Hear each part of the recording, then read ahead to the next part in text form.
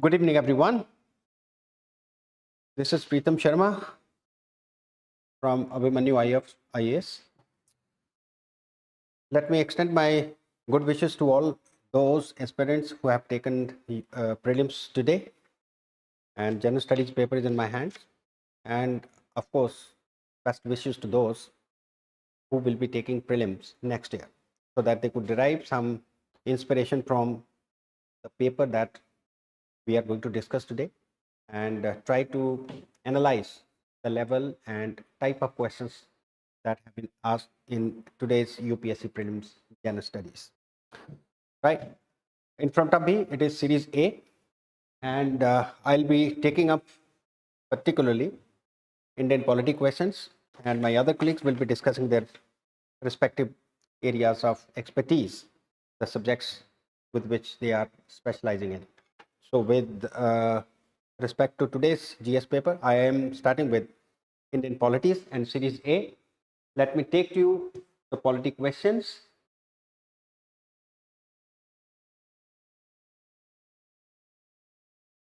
So polity questions have appeared in Series A from question number 51 to 59. First of all, let me take you to question number 51.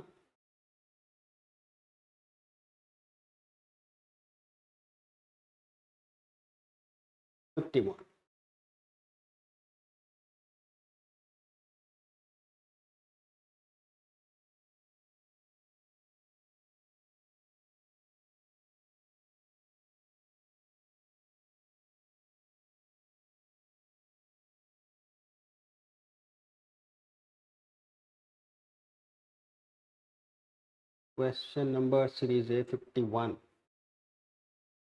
Well,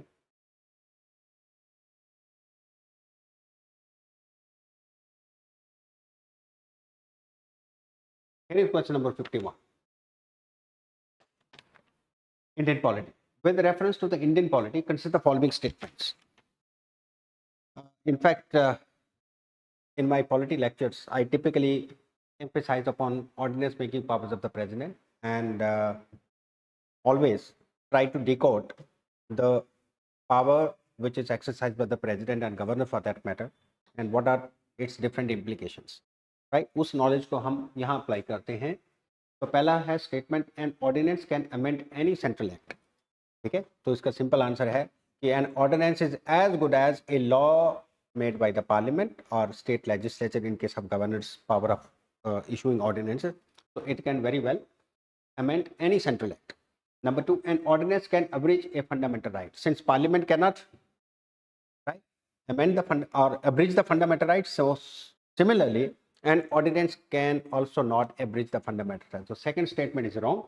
Number three, an ordinance can come into effect from a back date. Means an ordinance can, just like a law made by the parliament or state legislature, can have a retrospective effect other than a criminal law.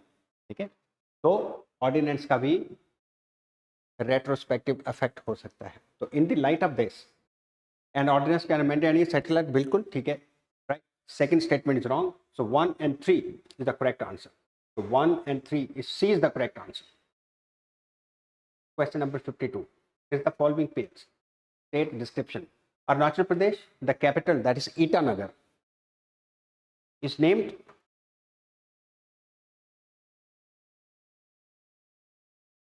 the capital is named after a fort, and the state has 2 national parks.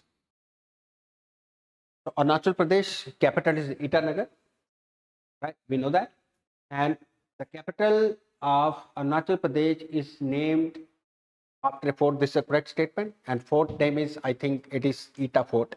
It is correct statement. Nagaland, the state came into existence on the basis of a constitutional amendment act. Yeah, definitely, since it was in consequence an agreement, okay, between Naga people and the government of India, and that's why 13th amendment of the constitution has to be enacted in order to create the state of Nagaland.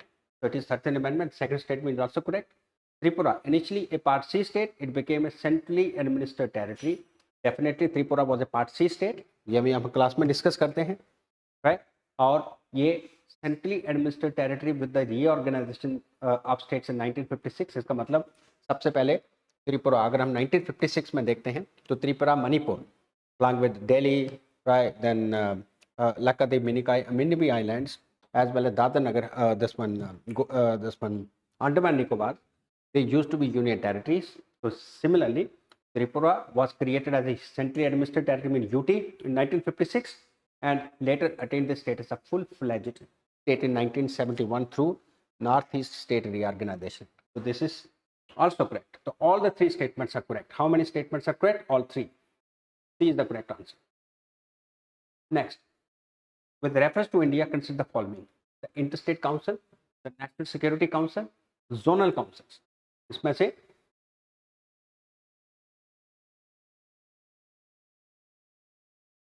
how many of the above were established as per the provisions of the Constitution? Article 263 हम हर बार class में discuss करते हैं. Interstate council का provision है जो कि एक cooperative federalism का प्रोविजन है, जो कि संविधान में ले डाउन है कि सेंटर और स्टेट के बीच में कोई भी अगर डिस्प्यूट है या कोई पॉलिसी मैटर है या स्टेट के बीच में कोई डिस्प्यूट है, उसको रिजॉल्व करने का एक मैकेनिज्म है आर्टिकल 263 के अंदर, राइट. एक कॉन्स्टिट्यूशन बॉडी है. And secondly, in so far as National Security Council, zonal councils are concerned, they are not constitutional bodies. They are statutory bodies. Zonal councils have been created by State Reorganization Act of 1956, right? Hence, only one interstate council is a constitutional body. That's also a very prominent question. We always discuss it in the class. Only one. A is the correct answer.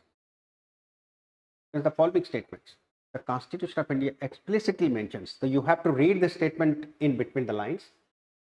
The Constitution of India explicitly mentions that in certain spheres, the governor of a state acts in his or own discretion.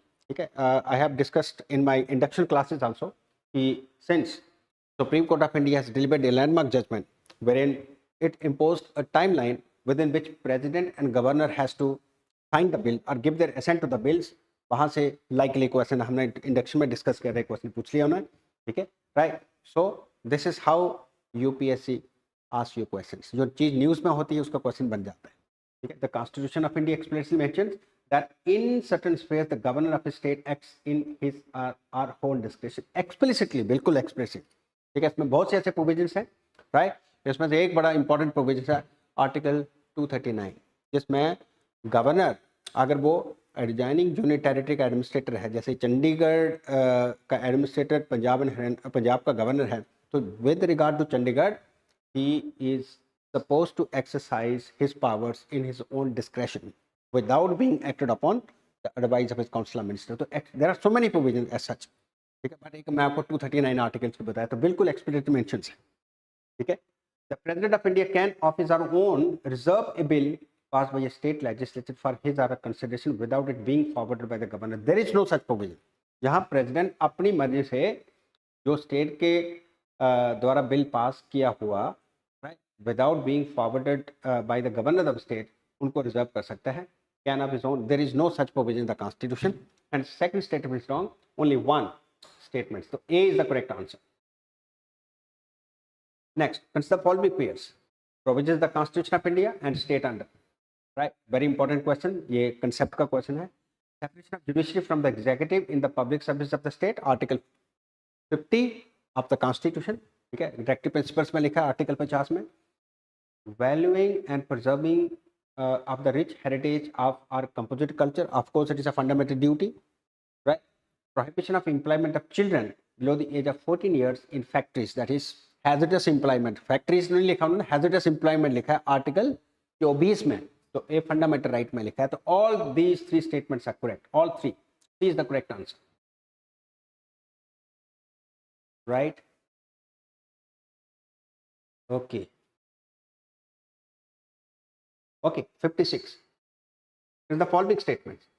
With reference to the Constitution of India, if an area in a state is declared as scheduled area under the 5th schedule, we already know that 5th and 6th schedule, okay, deal with tribes, okay, right, except 4 states, that is Assam, Meghalaya, Tripura and Mizoram, ठीक है. उनको छोड़ के बाकी सारे tribal areas 5th schedule में include होते हैं, जिनको प्रेसिडेंट डिक्लेयर करता है, ठीक है. Of course with the consideration the governor, right. अब क्वेश्चन है द स्टेट गवर्नमेंट लूजेस, ठीक है. आर्टिकल 244 में इसका स्पेशल प्रोविजन लिखा हुआ. the state government loses its executive power in such areas and local body assumes total administration. No, state government has full executive powers, right? Although parliament के जो law वो modification के साथ वहाँ apply होंगे, but state government का पूरा control होता है. देखिए, tribal areas are not outside the executive power of the state. तो कोई local body assume नहीं करती, ठीक है? Union government can take over the total administration of such areas under certain circumstances on the recommendation of the governor. Union government can take over the total administration cannot be taken by the union government. Hence, second statement is also incorrect. So both statements are right. Correct. Which are the correct पूछा है हमने. So both statements are wrong. Okay. So D is the correct answer. 57. With reference to India, consider the following pairs. National automatic board आप कर सकते हैं, इसको polity में include सकते हैं. The coir board, the national centre for trade information. The national automatic board, ठीक है, I think it is under ministry of micro small and medium enterprises, right. The coir board, it is under ministry of commerce and industry, right. The national centre for trade information, this is ministry of heavy industries. तो how many of the statements correctly matched? None is correctly matched, ठीक है. D is the correct answer. 58. Is the following subjects under the Constitution of India? List 1, Union list in the 7th schedule. इनमें पूछा है कि under the Constitution. List 1, Union list in the 7th schedule. अभी हमने कल की class में भी डिस्कस किया था. Extent of the executive powers of a state, conditions of the governor's office. तो क्वेश्चन जो है वो है कि for a constitutional amendment with respect to which of the above, तीन चीजें हमें पूछी हैं. एक तो है लिस्ट 1, ठीक है, 7th शेड्यूल की. एक है एक्सटेंट ऑफ एग्जीक्यूटिव पावर्स और तीसरा गवर्नेंस की कंडीशन सर्विस. उनमें से अगर कोई अमेंडमेंट करनी है तो किन मैटर्स में हमें स्टेट की रेटिफिकेशन चाहिए होगी, जिसमें लिखा respect to which of the work ratification by the legislature of not less than 1/2 of the states is required before presenting the bill to the president of India, right. तो इसमें सिर्फ first 2, ठीक है. Article 368 में जो procedure है उसमें लिखा है कि for the amendment of एंट्रेंस्ड provisions. एंट्रेंस्ड provisions जो हम कहते हैं फंडामेंटल राइट्स, जो डायरेक्टिव प्रिंसिपल्स को, ठीक है, उनको अमेंड करने के लिए हमें स्पेशल मेजॉरिटी चाहिए पार्लियामेंट के दोनों हाउसेस में, ठीक है. We already know what special majority is all about. But 368 article further provides that in order to amend those provisions of the constitution which have a federal character, जिसमें federal character है, जहां state के rights involve होते हैं, including Article 368 itself, such as election of the president, appointment of the judges of the Supreme Court, right? The distribution of powers, okay, yeah, division of powers between central and state under list 1, 2 or 3, that is 7th schedule, right? Clear?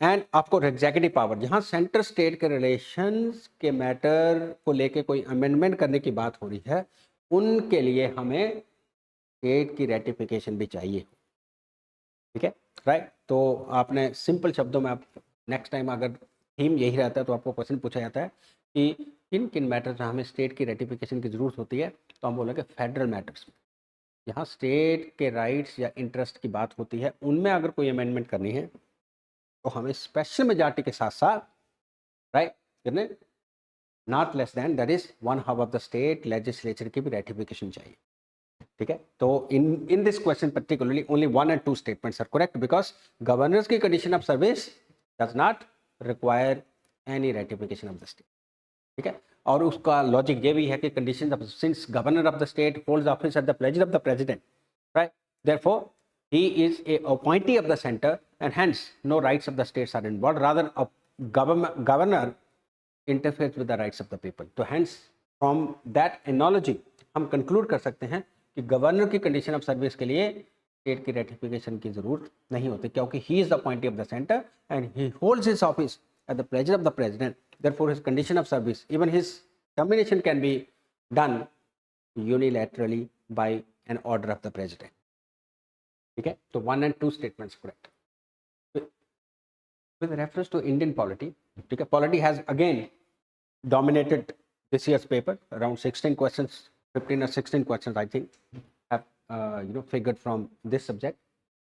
Or these questions, let me emphasize here also, so far as nature of this paper is concerned, We can neither place it in too difficult category nor in too easy category. It is a moderate kind of paper.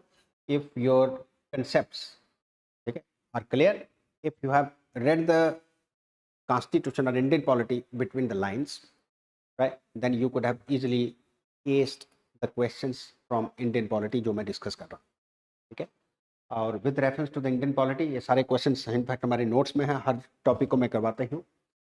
With reference to Indian polity, consider the following statement, ठीक है. The governor के ऊपर आ गया तुम्हारा question, 2 question governor के ऊपर आ गए क्योंकि it was a news, ठीक है. And this is what I generally discuss in my introductory lectures, that whatever is the news directly, that does not form a subject matter of your question paper, but hint can be taken that this topic has assumed importance from the UPSC perspective, ठीक है. इसलिए उस topic को आपने अच्छे तरीके से ध्यान से पढ़ना है, ठीक है. द गवर्नर का फिर question, the governor of state is not answerable to any court for the exercise and performance of the powers and duties of his office. In fact, this is one of the questions which has been forwarded under Article 143, जिसके ऊपर supreme court से advice मांगी है president of India ने अभी recently, after supreme court of India has delivered the verdict framing timelines within which assent to bills, right, has to be given by the governor or president, as the case may be.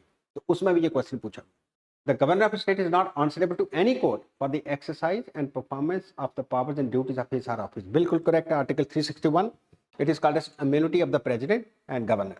Okay, he is not answerable. No writ can be issued against the governor, okay, and no writ can be issued against the president. Okay, right? Clear? No criminal proceedings shall be instituted or continued against the governor during his or her term of office. Absolutely correct. Again, Article 368 का ही immunity है.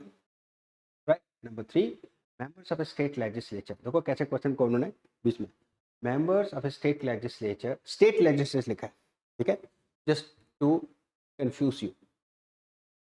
This is a privilege which is available to MPs and MLAs, that members of state legislature as well as members of the parliament, okay, right? Under Article 105, that is for parliament members, and Article 193 in case of this one, Article I think 193 or 191 in case of state legislature. Members of state legislature are not liable to any proceedings in any court in respect of anything said within the house. This is one of the privileges which is available to the legislature. Okay, in case of parliament is Article 105. Okay, so members of the state legislature are not liable to any proceedings. Mean no defamation proceedings can be initiated against a member of the state legislature if he has made any speech in any manner, right, within the 4 walls of the house.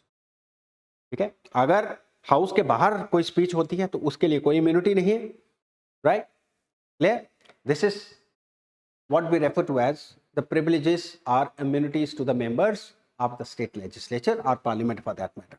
Okay? This is also correct. No proceedings in any court in respect of anything sent within the house. ठीक है, तो this statement is also correct. इनको कहते हैं privileges and immunities available to the members of the parliament, state legislature. ठीक है, within the house. Clear? So all the 3 statements are correct. Right? And correct answer is 1, 2 and 3, D. Okay, now next question हमारे पास 87 to 91. Let's move on. I'm discussing series A, 87 to 91.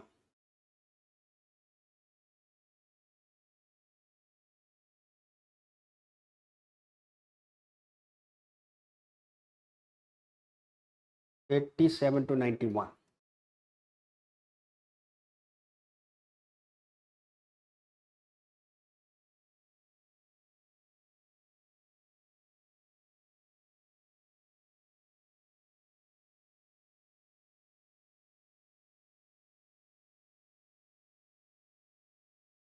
(87)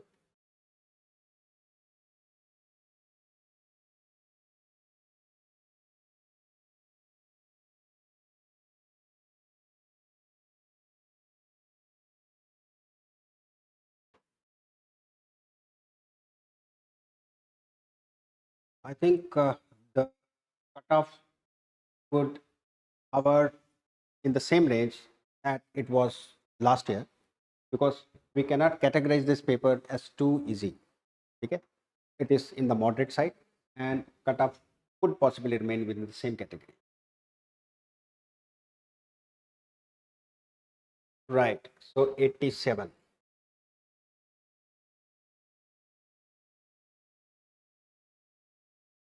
Right. 87 question is about, it's a very lengthy question. Consider the following statements. On the dissolution of the House of the People, that is Lok Sabha, the Speaker shall not vacate his or her office until immediately before the first meeting of the House of the People after the dissolution. Absolutely correct statement. Okay. This is typically applies to the Speaker of Lok Sabha or state legislature, right? The moment the new house is elected, the previous speaker, he leaves his seat, and in the meantime, pro tem speaker comes, who is the senior most member of the elected house, to administer oath to the newly elected members, उसको pro tem speaker कहते हैं. तो इसलिए speaker बिल्कुल office अपना wicket नहीं करता, बाकी मेंबर्स की मेंबरशिप चली जाती है, बट वो रहता है, right. According to the provisions of the Constitution of India, a member of the House, according to the provisions, you have to read between the lines. According to the provisions of the Constitution of India, a member of the House of the People, on being elected as Speaker, shall resign. According to the provisions of the Constitution of India, there is no such mention in the Constitution. तो पहले ही statement देखा, तो पहले statement correct है. According to the provisions of the Constitution of India, a member of the House of the People, on being elected as Speaker, shall resign from his or political party immediately. There is no such provision. In fact, ऐसा provision हमने anti defection law में जरूर लिखा है कि अगर कोई speaker elect होता है, ठीक है, from a particular political party, जिस पार्टी से वो जीत के आया है, तो अगर वो उस पार्टी की मेंबरशिप छोड़ देता है क्योंकि वो स्पीकर इलेक्ट हुआ है, तो उसको डिफेक्शन नहीं माना जाएगा. ठीक है, तो there is no mention in the constitution as such. ठीक है, तो this is second statement is wrong. ठीक है, तभी बड़ा राइट. और से ट्रैपिंग वाला question. The Speaker of the House of the People may be removed from his or her office by a resolution of the House of the People passed by a majority of all the then members. Then members का मतलब होता है effective majority. ठीक है, बिल्कुल, shall be moved unless for at least one. Second statement is wrong. First statement is correct, and third statement is also correct. 1 and 3 is the C is the correct answer. ठीक है, इसमें कुछ भी सोचने की जरूरत नहीं. Next, there is the following statement. Any question arises as to whether a member of the House of the People has become subject to disqualification under the 10th schedule, the President's decision in accordance with the opinion of the Council of Union of Ministers shall be final. Absolutely wrong statement. If any question under anti-defection law, पहले तो आपने defection law आपको पता ही होगा. 10th schedule of the Constitution was introduced by 52nd Amendment of the Constitution 1985, right, in order to curb political defections, जिसको हम कहते हैं फ्लोर क्रॉसिंग, उनको कर्ब करने के लिए.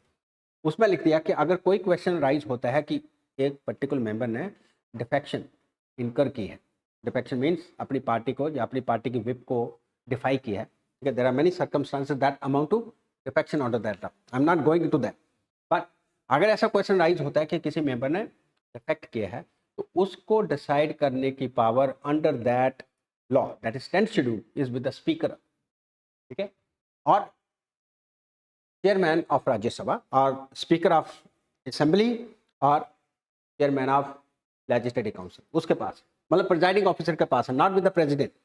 तो पहली statement पहले गाल दो.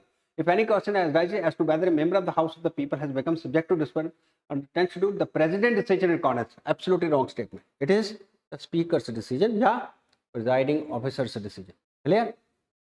There is no mention of the word political party in the Constitution of India. कितना अच्छा क्वेश्चन है, किसी बुक में नहीं मिलेगा. There is no mention of the word political party in the Constitution. Incidentally, for the first time, when 10th schedule was added by 52nd Amendment, there was no such mention of political party in the Constitution. मगर 52nd Amendment में जब 10th schedule डाला, पहली बार political party जो word था हमारे संविधान में आया anti-defection law के अंदर. ठीक है, तो there is no mention of the word political party is a wrong statement. Now it's a part. It is very much mentioned in the Constitution through 10th schedule of the Constitution. ठीक है, तो there is no mention of the word political party in the Constitution. Also wrong statement. पहले भी गलत, दूसरी भी गलत. Answer is neither one. D is the correct answer. ठीक है, जहां मर्जी से चेक कर लेना, ठीक है। Defection law became the first law that used the word political party in the constitution. Otherwise prior to that कोई political party नाम का शब्द हमारे संविधान में नहीं, ठीक है। तो डिफेक्शन लॉ में क्यों उसमें लिख देना कि अगर कोई भी member of the house political party को छोड़ देता है after being elected from that party, तो उसको डिफेक्शन माना जाएगा। कोई भी मेंबर पॉलिटिकल पार्टी की विप को डिफाई करता है, उसको डिफेक्शन माना जाएगा। तो पॉलिटिकल पार्टी शब्द पहले, कितने में मर्जर होगा, कितने में स्प्लिट होगा, ये पॉलिटिकल पार्टी का शब्द पहली बार मेंशन किया गया, right. Next is the following statement, statement 1, 89 question. In India, state governments have no power for making rules for grant of concessions in respect of extraction of minor minerals, even though such minerals are located in their territories. In India, state governments have no power of making rules. They have the powers of making rules, okay, like in Assam and others, jahan mineral extraction under Mineral Development Act of 1956 somewhere, okay, तो state के पास power है, ठीक है, बिल्कुल correct statement। This one no power, have no power, गलत, wrong statement, state have power, ठीक है। In India, the central government has the power to notify minor minerals under the relevant law. In India, the central government has the power to notify minor minerals under the relevant. This is all correct, ठीक है। So in India, the state governments have no power for making rules for grant. This is wrong, ठीक है, this is correct. The answer is statement 1 is not correct, but statement 2 is. D is the correct answer, ठीक है। Minerals regulation development act है ये parliament का, जिसके under central government minerals को notify कर सकती है। नेक्स्ट, राइट, नाउ है 87 to 91। 87 अब आ गया इसमें, there is no mention.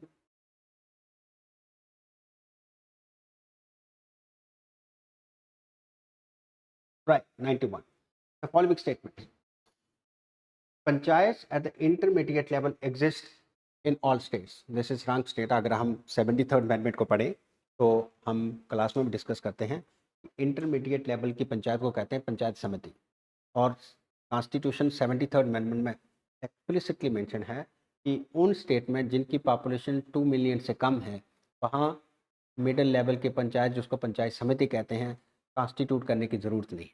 If this statement is wrong in that context, panchayat at the intermediate level exists in all. It does not exist in all states because Constitution says that those states whose population is less than 2 million need not constitute panchayat samiti. Clear? So first statement is wrong. To be eligible to be a member of panchayat samiti, at the intermediate level, इसको पंचायत समिति कहते हैं, a person should attain the age of 30 years. This is also wrong statement. It is 21 years. हमने पहले ही पढ़ा है, चाहे आप सरपंच बनोगे, ठीक है, पंच बनोगे, चाहे इंटरमीडिएट लेवल पंचायत समिति की, राइट, मेंबर बने हुए, राइट, जिसको हम ब्लॉक पंचायत कहते हैं, चाहे आप विलेज पंचायत के मेंबर बनोगे, minimum age is specified to be 21 years. This statement is also wrong. Number 3, the chief minister of state constitute a commission to review the financial position of panchayat at the intermediate levels and to make, just to trap you, intermediate level उन्होंने purposely use किया है so that आप confuse हो, ठीक है, right, and to make recommendations regarding the distribution of net proceeds of taxes and duties levied by the state between the state and panchayat at the intermediate level. This is also wrong statement. It is not the chief minister. It is the finance commission, which is set up under the constitutional provisions of Panchayati Raj 73rd and 74th amendment, which is responsible for the recommendation of, that is regarding the distribution of net proceeds of, right, taxes and duties, ठीक है, right. और sir state finance commission का काम है ये, मैं union finance commission की बात करूँ, state finance commission, not the chief minister, right. Hence this statement is also incorrect, right, false. तो आंसर क्या निकलेगा, which of the following are not correct, ठीक है, तो क्या बोलोगे, 1, 2 and 3 not correct, all 3 statements are not correct, and answer is D, 1, 2 and 3, right. So this is, and there is last question, that is 98 question, series A from the Polity section, 97, 98, yeah, Lokpal ka concept. It's the following statements about Lokpal. The power of Lokpal applies to public servants of India.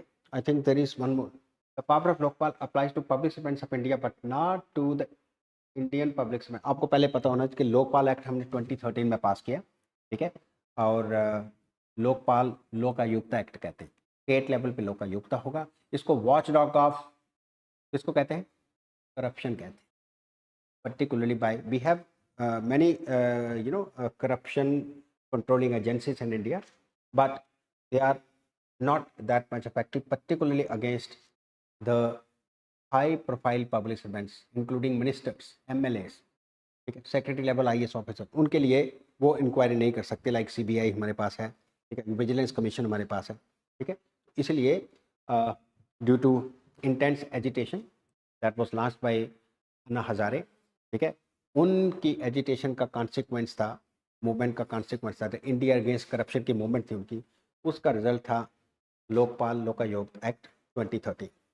उसमें right the power of Lokpal जो act बना, not to Indian public servant but posted officer. बिल्कुल any Indian public servant whether posted within India और outside India, Lokpal has jurisdiction to investigate him or her.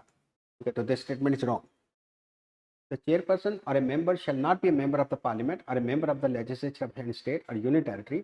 जो chairperson है किसका? या member of Lokpal, ठीक है, territory, and only the chief justice of India, whether incumbent or retired, has to be its chairperson. This statement is also wrong because act में लिखा है चाहे वो chairperson है, ठीक है, चाहे उसका member है, right, वो कौन सा होता है?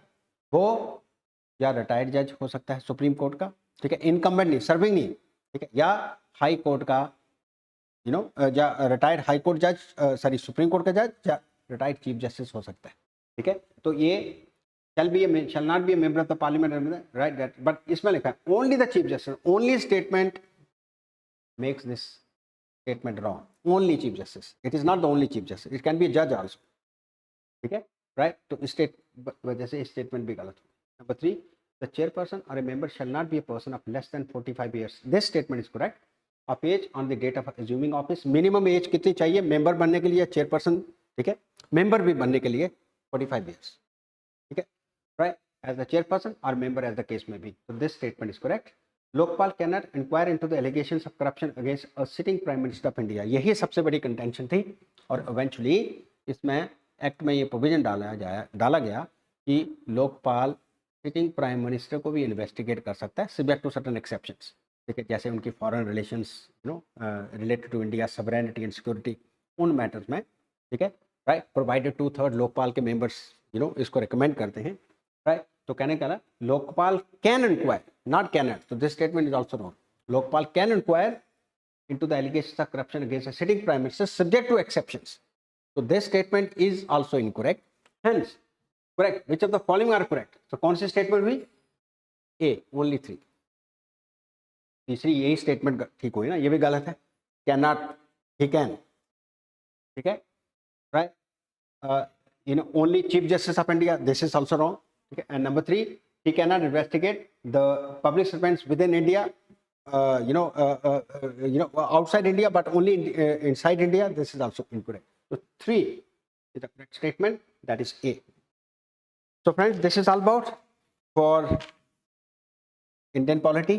I hope you could mark your answers according to the answers which I have provided with the explanations, and absolutely there is no doubt regarding the veracity and correctness of these answers as per my hunch.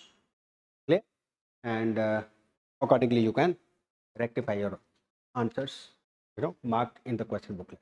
Okay, let me invite my another who will discuss questions from others.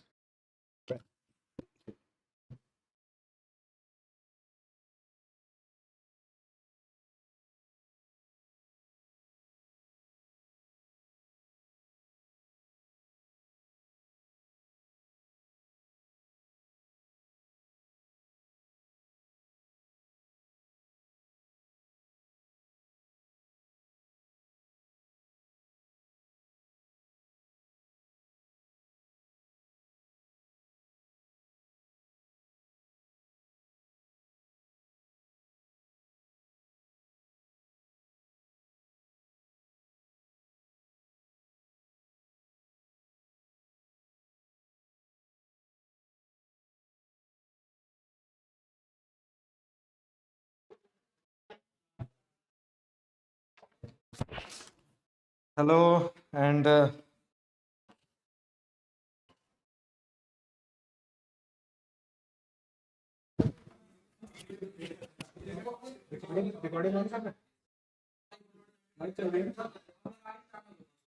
नहीं करना है ना?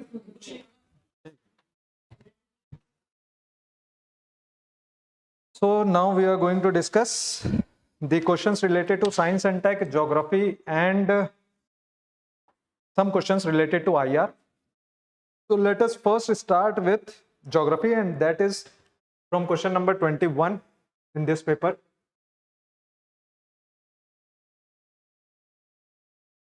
So some of the questions were tricky in geography, rest some we can trace from the, this question is related to IR and also part of NATO. So 21 number question. First of all, consider the following countries. NATO was in news because of continuous skirmishes between Russia and Ukraine. So that's why this question has been asked. So 32 countries are there as far as NATO is concerned. 32 countries are members in this. So if we talk about the countries that are members, so North Macedonia is member. North Macedonia, then Sweden is member, Croatia is member, and Bulgaria is member. Austria and Serbia are not members. So in this, answer will be B, only 4. Okay, only 4 is the answer as far as NATO is concerned. There are 32 members, so answer is B. If we talk about question number 22, then we have to look at Andes Mountains. And as far as Andes Mountains are concerned, they are in the western part of the South America, and there 7 countries basically shares boundaries, or Andes passes through 7 countries.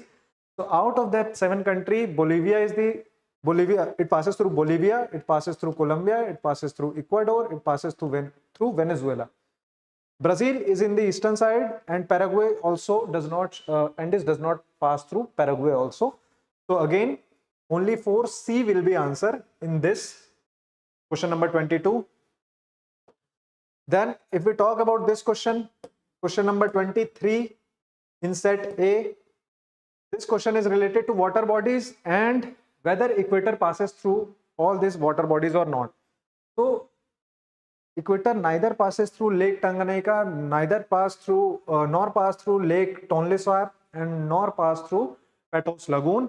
So none is the answer as far as this question is concerned. Tanganyika is south of equator, Patos Lagoon is also south of equator, and Lake Tonle Sap, which is in Cambodia, is north of equator. Lake Patos Lagoon is in Brazil, so that is south of equator. It shares boundary with Argentina. So neither of them, equator passes through neither of them. Okay. Then if we talk about this, so turmeric was in news very much, and we were anticipating this question as far as turmeric is concerned, because National Turmeric Board has been announced in Telangana. So if you look at this question related to 2022-23, India is the largest producer and exporter of turmeric in the world. This statement is correct. Around 70% of turmeric and 60% of its export is done by India. More than 30 varieties of turmeric are grown in India. This statement is also correct. And Maharashtra, Telangana, Karnataka, and Tamil Nadu are major turmeric producing states in India. So this statement is also correct. So 1, 2, and 3 are the correct answer as far as this question is concerned. So 24 answer will be D. If we talk about question number 25, then which one of the following are the evidences of the phenomenon of continental drift theory? So there was one question related to continental drift theory of Alfred Wegener in 2013 in mains. After a long gap, and also there was one question related to continental drift theory and glacial changes and its evidences related to the movement of plates in 2013 only in prelims. So this question, phenomenon of continental drift, all the three statements are correct as far as continental drift theory is concerned. In this case, if we match, this is an evidence of jigsaw fit. Okay. So here we can see jigsaw fit because the western margin of the Africa and eastern margin of South America, they have similar coastline. So Brazil and West Africa, they matches, the coastline matches. Gold deposits of Ghana are derived from the Brazil plateau. When the two continents lay side by side, this is also true, because again jigsaw fit can also be found and fossil evidences can also be seen along with the mineral evidences. So both these statements are correct. If we talk about this system, then if we see the glacial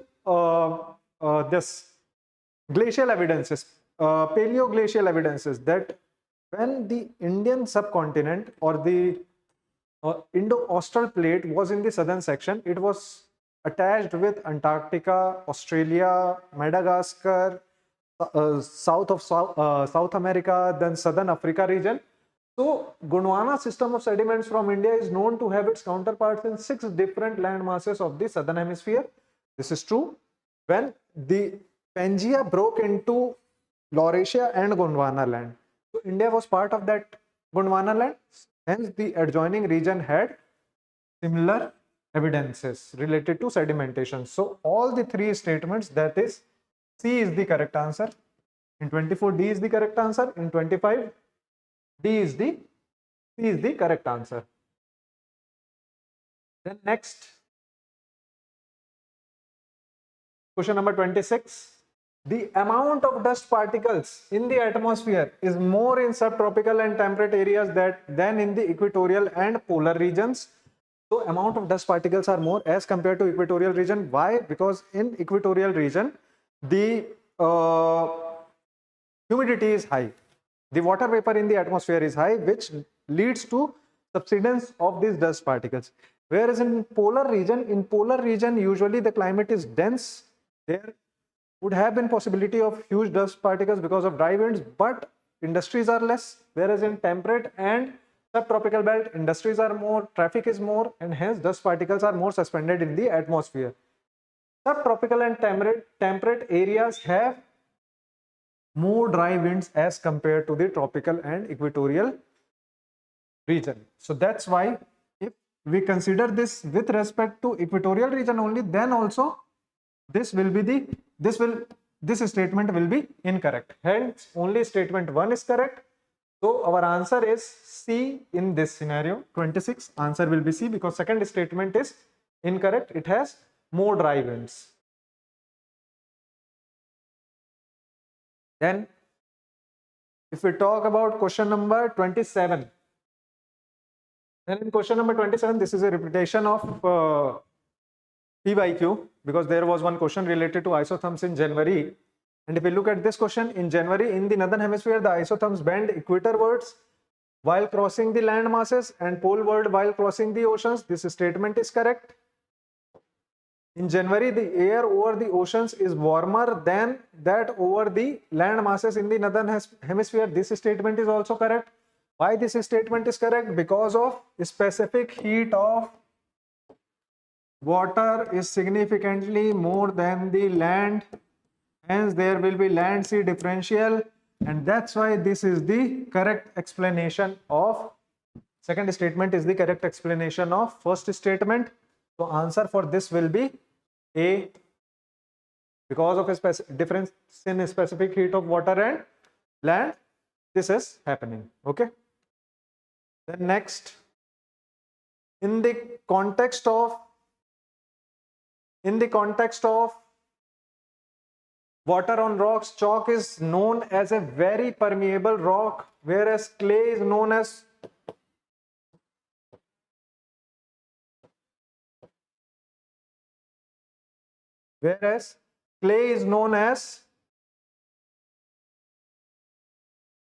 quite an impermeable or least permeable rock.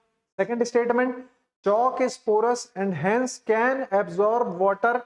This is true. This is true. Clay is not at all porous. This statement is incorrect, because in first statement only it is written quite an impermeable or least permeable rock. Okay. So in this scenario, the answer would become C. Only one of the statements 2 and 3 is correct, and that explains statement 1. So C will be the correct answer of question number 28.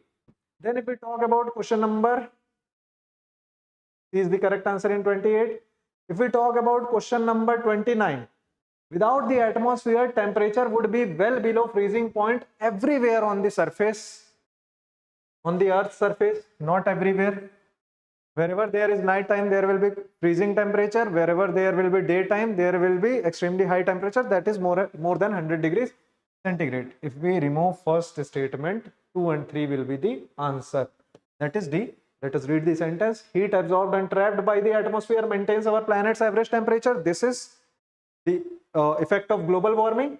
And if we talk about question number 3, atmosphere's gases like carbon dioxide are particularly good at absorbing and trapping radiation, again because carbon dioxide has global warming potential. Okay, so in question number 29, answer will be D. If we talk about question number 30, Rashtriya Gokul Mission. This mission was in news. This mission was in India yearbook. This mission has been taught in both geoeconomics and economics, that is geography and economics.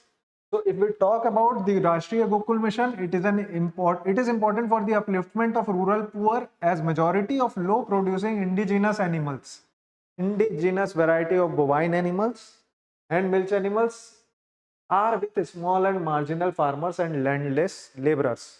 This is true. Okay. Second statement, it was initiated to promote indigenous cattle and buffalo rearing and conservation in a scientific and holistic manner. So this is indigenous. This is also true. C, both will be the answer as far as Rashtriya Gokul Mission is concerned. Both these statements are correct.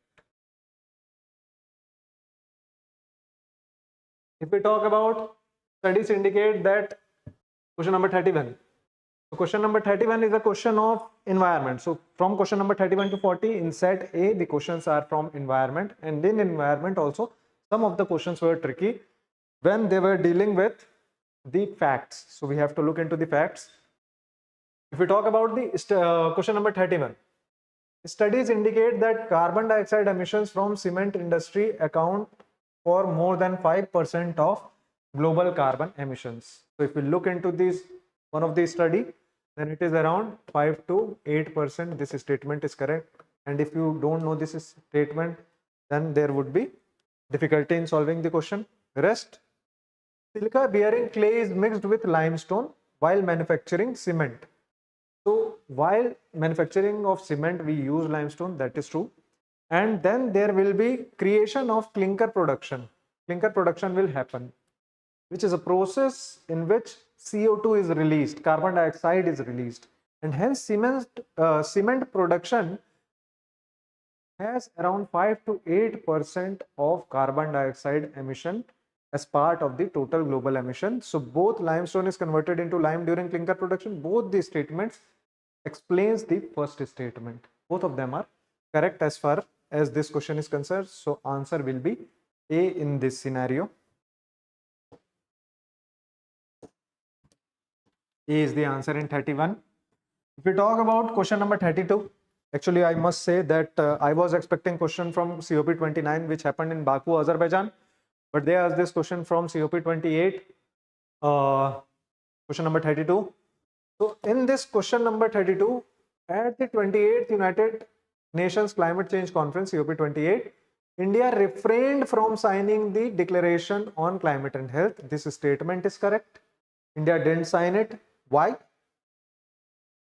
Because COP 28 Declaration on Climate and Health is a binding declaration. No, this was not the reason. It is non-binding.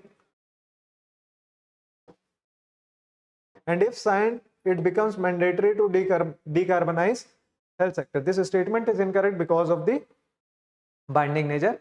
If India's health sector is decarbonized, the resilience of its healthcare system may be compromised. Okay, so this statement 3 is the correct explanation of statement 1. So in this again, the answer will become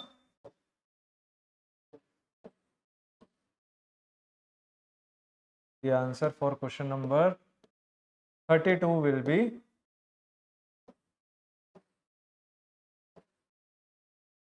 C.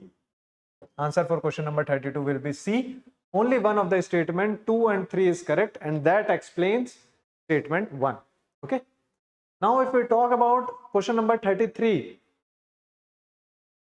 scientific studies suggest that a shift is taking place in Earth's rotation and axis. Yes, rotational axis is shifting. This we call polar wandering. Pole wandering, we also say. Pole wandering or polar wandering is happening. What is the reason behind it? This statement is correct. Solar flares and associated coronal mass ejections bombarded the Earth's outermost atmosphere with tremendous amount of energy. This statement is correct. That solar flares or solar storms has tremendous amount of energy which gets accumulated in the polar region, but this does not explain the phenomenon of polar wandering. Okay, the second statement is correct. As the Earth's polar ice melts, the water tends to move towards the equator. This statement is correct, and this also explains statement 1. So now let us look at the answers. Both statement 2 and 3 are correct, and both of them explain statement 1. No. Both statement 2 and 3 are correct, but only one of them explains statement 1.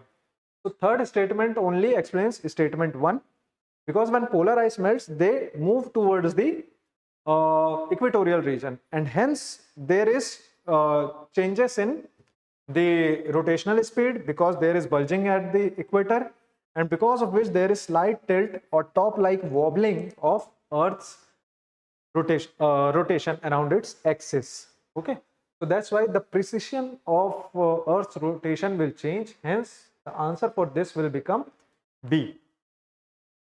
So this is a quite application-based question if we talk about this polar wandering question. Then question number 34. This 34 was in news because of Kyoto Protocol, and Kyoto Protocol has both market based as well as non-market based scenario, and this was talked in Paris Agreement as well, that Article 6 of the Paris Agreement on climate change is frequently discussed in global discussions on sustainable development and climate change. This is true. Article 6 of the Paris Agreement on climate change sets out the principles of carbon market. So carbon market mechanism is definitely there, because in Paris Agreement what we did was the Kyoto Protocol mechanism was expiring, hence we made the carbon based mechanism in Paris Agreement as well. And here we also talked about the inter-country non-market strategies to reach their climate targets. Non-market strategies mean sustainable developments. Basically, in market strategies we talk about the emission trading or carbon certificates like mechanism, but here in non-market mechanism we do not talk about the trading aspect. So that's why both 2 and 3 are correct and are correct explanation of this question number 34. So A will be the right answer. Then if we talk about this question, quite direct question, but if you know the answer then you can address it, otherwise it will be tough. Because this is related to Asian Development Bank, and here Asia and the Pacific related solutions have been asked. So Nature Solutions Finance Hub for Asia and the Pacific, this was under ADB. So this was quite a direct factual question. No logic can be applied in this, although some might say that there is logic, but I don't see any logic in this. If you know, you know, otherwise you don't know. Okay. Then with reference to direct air capture and emerging technology, which of the following statements are correct? This direct air capture is related to carbon sequestration, and in carbon sequestration you can see a variety of things. For example, it can be used as a way of carbon sequestration. This is true. This is a carbon sequestration mechanism. It can be a valuable approach for plastic production and in food processing. Plastic production means whatever carbon you are capturing, whatever CO2 you are capturing, that you can use for plastic production. Okay, and for food processing as well. So you don't have to utilize additional industrial carbon dioxide. You can use this only. So this will reduce, or this will be cyclical in process. So there will be reduction in raw material. There is one question related to circular economy that can be applied here. In aviation, it can be a source of carbon for combining with hydrogen to create synthetic low carbon fuel. This is also correct. This is application based question, and both the applications are correct related to carbon capture. So C is the right answer. Then if we talk about question number 37, this question, peacock tarantula. This is a spider species. If you see the image of peacock tarantula, and this is a spider species and not a crustacean species. Crustaceans are basically hard shell species like snails or tortoise. Those are crustacean. Not tortoise, crabs are crustacean. Okay, so this is incorrect because it is an omnivorous crustacean. So you can eliminate these two. Now, its natural habitat in India is only limited to some forest areas. Yes, they are found in deciduous areas, but they are used as pets as well. But that is not the option. Okay, so if we talk about the natural habitat, then they are found in deciduous forest, and there they are arboreal. Arboreal means which dwell on the trees. So they are arboreal species. So both 2 and 3 are correct. Hence D will be the answer. Okay. Now question number 38. Question number 38. Carbon dioxide emission. This was in news when we talked about, when we looked at the Indian forest survey report. Okay, ISFR. So if you state of forest report basically. So if you see the state of forest report also, there also CO2 emissions have been talked, that how much CO2 we emit, how much is the sequestration capacity, what is the goal of India as far as the CO2 sequestration is concerned, related to the amount of forest that has been increased. So if we talk about the carbon dioxide emission in India, they are more than 0.5 ton CO2 per capita. It is around 2.8 metric ton or 2.3 metric ton in 2023 per capita per year. Okay, so this is incorrect. In terms of CO2 emissions from fuel consumption, India ranks second in the Asia Pacific region. This is correct. And electricity and heat producers are the largest sources of CO2 emissions in India. This is also correct. Electricity and heat producer, thermal power plant, are the largest producers of CO2. So C will be the correct answer. Okay, because of thermal power plants. Then question number 39. And question number 39 is a quite tricky question, because here you have to see whether cassava is a woody shrub, whether papaya is a woody shrub, whether Malabar spinach is a climber, or ginger is a pseudostem, or mint is an annual shrub. That you have to see. So mint, pudina we get every year or round the year. So it is a perennial crop. So it is a annual shrub. If we talk about cassava, then it is a woody shrub. This is true. If we talk about ginger, then this is herb with pseudostem. This is also true. Malabar spinach is a herbaceous plant along with its climber nature. So this grows with the support of the roots or the trees. Then if we talk about mint, annual shrub. If we talk about papaya, then this is not a woody tree but a shrub. So this is also a woody shrub. So all of them would be the correct answer in this question. All of them are correct. All the pairs are correctly matched. One of the rare question in which all the 5 are correct. Then if we talk about the question number 40, with reference to the planet Earth, consider the following statements. Rainforests produce more oxygen than that produced by oceans. This is incorrect. Rainforests produce less oxygen, because most of the oxygen in the earth is produced in ocean, that too by photosynthetic bacteria and microalgae, which is source of 50% of world's oxygen. So this statement is correct. This statement is incorrect. And well oxygenated surface water contains several folds higher oxygen than that in the atmosphere. This is also because we are talking about surface water. So because of surface water, third statement is incorrect. So our answer here will be B, 2 only. 2 only will be the correct answer in question number 40. Then question number 41 to 50 is related to science and tech. So that also we have to see. Let us see the questions related to science and tech. So the first question. Consider the following types of vehicles. And this was very much in news. If we talk about the electric vehicles, how they are better from the conventional combustion engines. So debatable topic, because we are basically acquiring critical minerals for supporting our automobile industry. We are getting semiconductors from China basically. So because of all the aspect, this was in news. The automobile industry was in news, and hence the electric vehicle was in news. Lots of new models have come of different companies. So that's why all of them, that is full battery electric vehicles, hydrogen fuel cell vehicles, and fuel cell electric hybrid vehicles.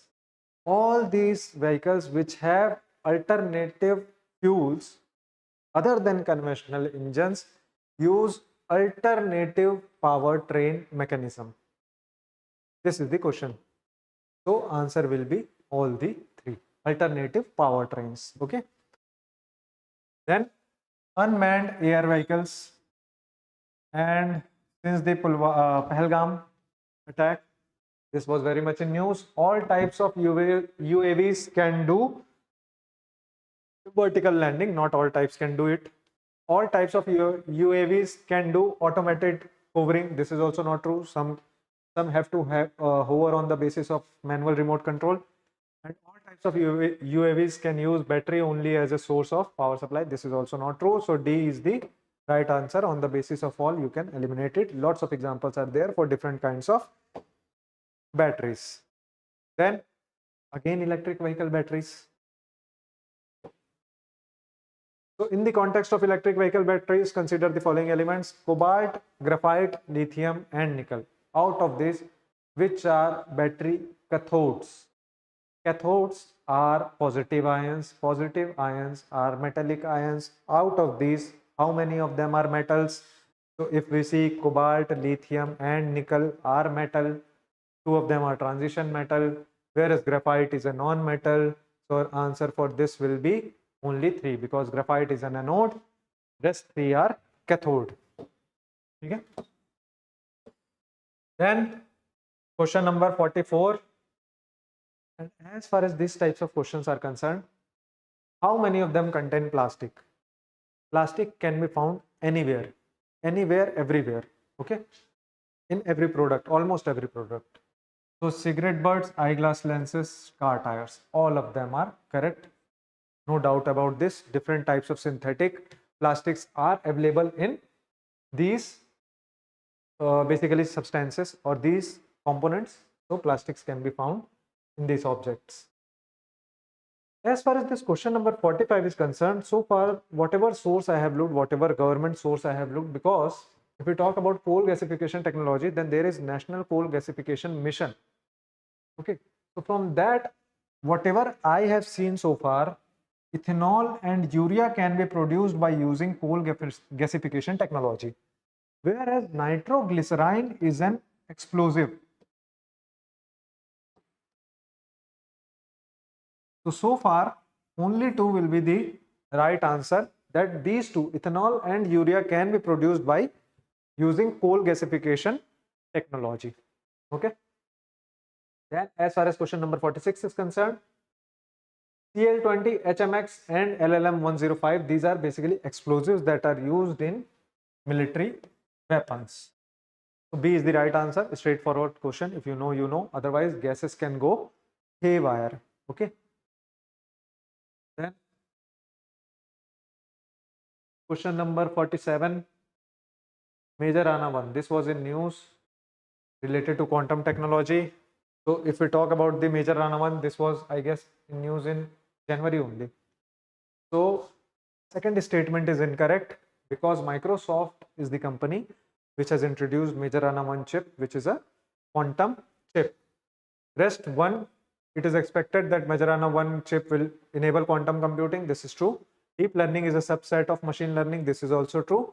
So 1 and 3 is the right answer. Second statement is incorrect. Answer will be C only.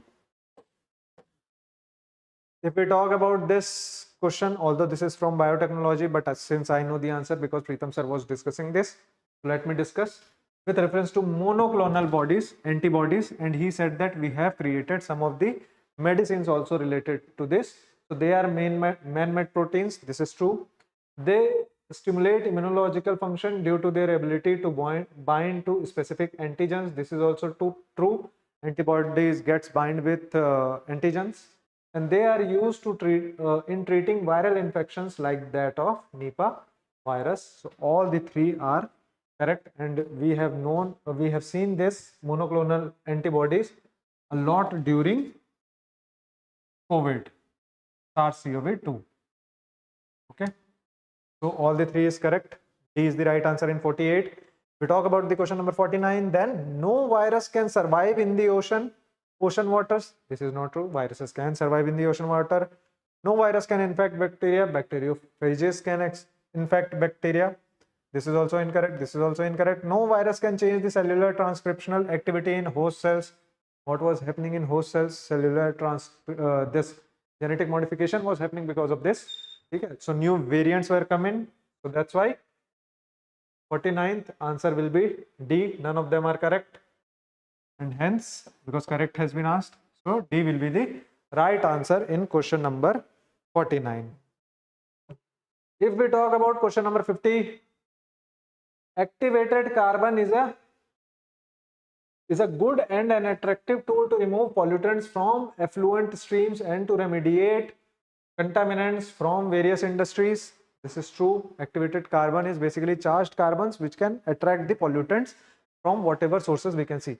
If you have seen few of the ads of face washes, then there they say that this face wash is made up of activated charcoal which can trap the dust particles.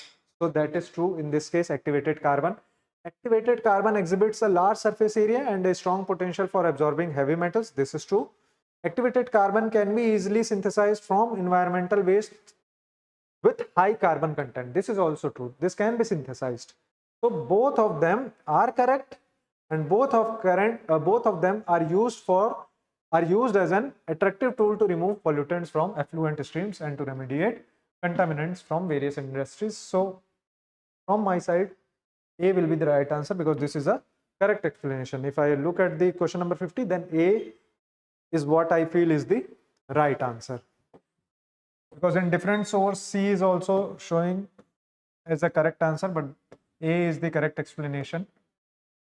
Both the statements are correct in that regard. So this is related to science and tech, question number 50. Then we have to look some of the questions from IR. So question number 62 to 64 is from IR. Question number 69 is from IR, and question number 70 from science and tech. So let us look at those questions. First is question number 62 to 64. Because polity questions you have already seen.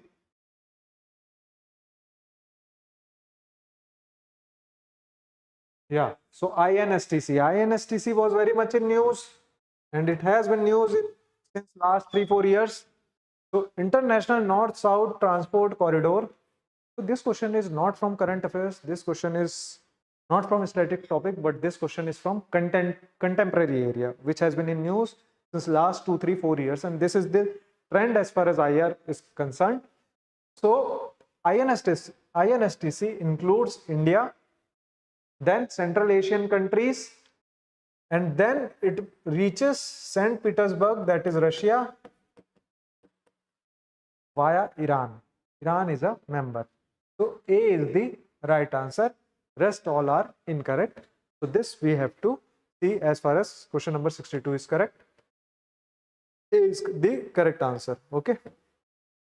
Then again, ethanol blending, we have reached the target. 20% of ethanol blending target we have also achieved. So ethanol is continuously in news because of diversion of food crops from food or cash crops for ethanol blending. That's why this was in news. Why there is diversion of sugarcane, why there is diversion of maize. So this because earlier in 2020-21, India was having surplus maize production. But since this ethanol blending, we are importing maize even to meet our demands for livestock feedstock. Okay, so that or cattle feedstock. So that's why this topic was in news. if we look at the first question, first statement is incorrect because USA produces more ethanol than Brazil. So first statement is incorrect.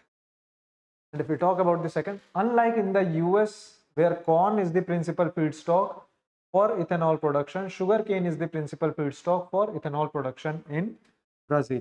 This statement is correct. Maize is one of the highest growing cash crop in USA after wheat, and sugarcane largest producer is Brazil. Although also it is the largest producer of sugar. Although India surpassed for 1 year, but then again Brazil became number 1 in sugar production. So for question number 63, answer will be statement 1 is incorrect and statement 2 is correct. So D is the right answer for question number 63. If we talk about question number 64, this is an ongoing issue. Presently, heat escapes. There was one video 3-4 days back related to this heat escapes in Down to Earth. So, Down to Earth magazine. So there you can see this, that wet bulb temperatures are routinely exceeding 35 degrees Celsius in majority of the places in peninsular India. And what could be its impact? There will be more temperature, or feel like temperature will be more. There will be more heat strokes. So rather than flooding and droughts or tropical cyclone, humans and livestock will be the more impacted population. So this will be incorrect. The survival of animals including humans will be affected as shedding of their body heat through perspiration becomes difficult because of high humidity, and because of which, that high humidity is there because of the high wet bulb temperatures. So if water vapor is more present, wind is not there, wet bulb temperature will increase. So question number 64, answer will be B. Then question number 65 is a question of economy from 65 to 68 in set A. Then let us look at question number 69. If we look at question number 69, yeah, this question is again related to economy only, but let us discuss here. Although Sailesh sir will discuss this economic question, but if you look at which of the countries are partner as far as UPI is concerned, or which of the countries have allowed UPI. So there are 7 countries, out of which UAE, France and Singapore has also allowed UPI transaction. So Germany and Bangladesh has not allowed. So only 3, B will be the right answer as far as question number 69 is concerned. Okay. Then if we talk about question number 70, this is also slightly from economy and the resources part of geography as well. So if we see the question number 65 to 70, they are more from economic background. Okay, more from economy. So if we see this question number 70, it targets installation of 1 crore solar rooftop panels in the residential area sector. This is true. Ministry of Renewable and New and Renewable Energy aims to impart training on installation, operation, maintenance and repairs of solar rooftop systems at grassroots level, and this is very important. If you overanalyze, you might think that repair is not the option, but this is also the part of the option. It aims to create more than 3 lakhs skilled manpower through fresh skilling and upskilling under scheme component of capacity building. So all the 3 statements are correct as far as this question is concerned. Question number 70th, D is the right answer. Then let us look at some of the questions from geography. Again, question number 76 and 77 are from geography. Yeah, this question, how this question is related to time zone, very interesting question. That very interesting part also. If we see, since last few years there were no questions from latitude, longitude or this time zones or international date line. Earlier it used to be asked, then again UPSC has asked this question after a gap of almost 10 years, 10 to 12 years. If we see this question, how many countries have more than 4 time zones? not 4 but more than 4 time zones. And here we knew about Russia, we knew about USA, we knew about China, but those are not in the options. So UK, Denmark, New Zealand, Australia, these have more than 4 time zones. Brazil has 4 time zone. Why these countries have more? Because they have few islands. Australia has few islands, that's why more time zones. Denmark has various territories across the globe, that's why more time zones. And UK also has various islands. So that's why the answer will be only 4, that is B, as far as question number 76 is concerned. Then if we talk about question number 77, this question is very interesting and is related to the international date line. And in international date line, one aspect you have to remember, that is, if we see the date line, then it is in zigzag manner first of all. And from international date line, whichever country is in the western side, for example, if we talk about the, or the left hand side, if we talk about the, this is 180-degree latitude or longitude. If we see here, the countries like Russia, Japan will be there. Russia, Japan, this Serbia region will be there. Here, Canada, Alaska, USA. Canada, Alaska, USA. One thing which you must remember is that if here 1st January is there, 1st of Jan is the date, here 31st of December will be the date. That is, whichever countries which are in the east of 180-degree, they will be lagging behind. So sir, since another is in Siberia, which is in the western side, Nome in Alaska, they are few kilometers apart. Alaska is in east side, this is in west side. But when people are waking up and getting set for breakfast in these cities, it would be different days. Although they are few kilometers only, but there will be different days. First statement is correct. There would be different days. Okay.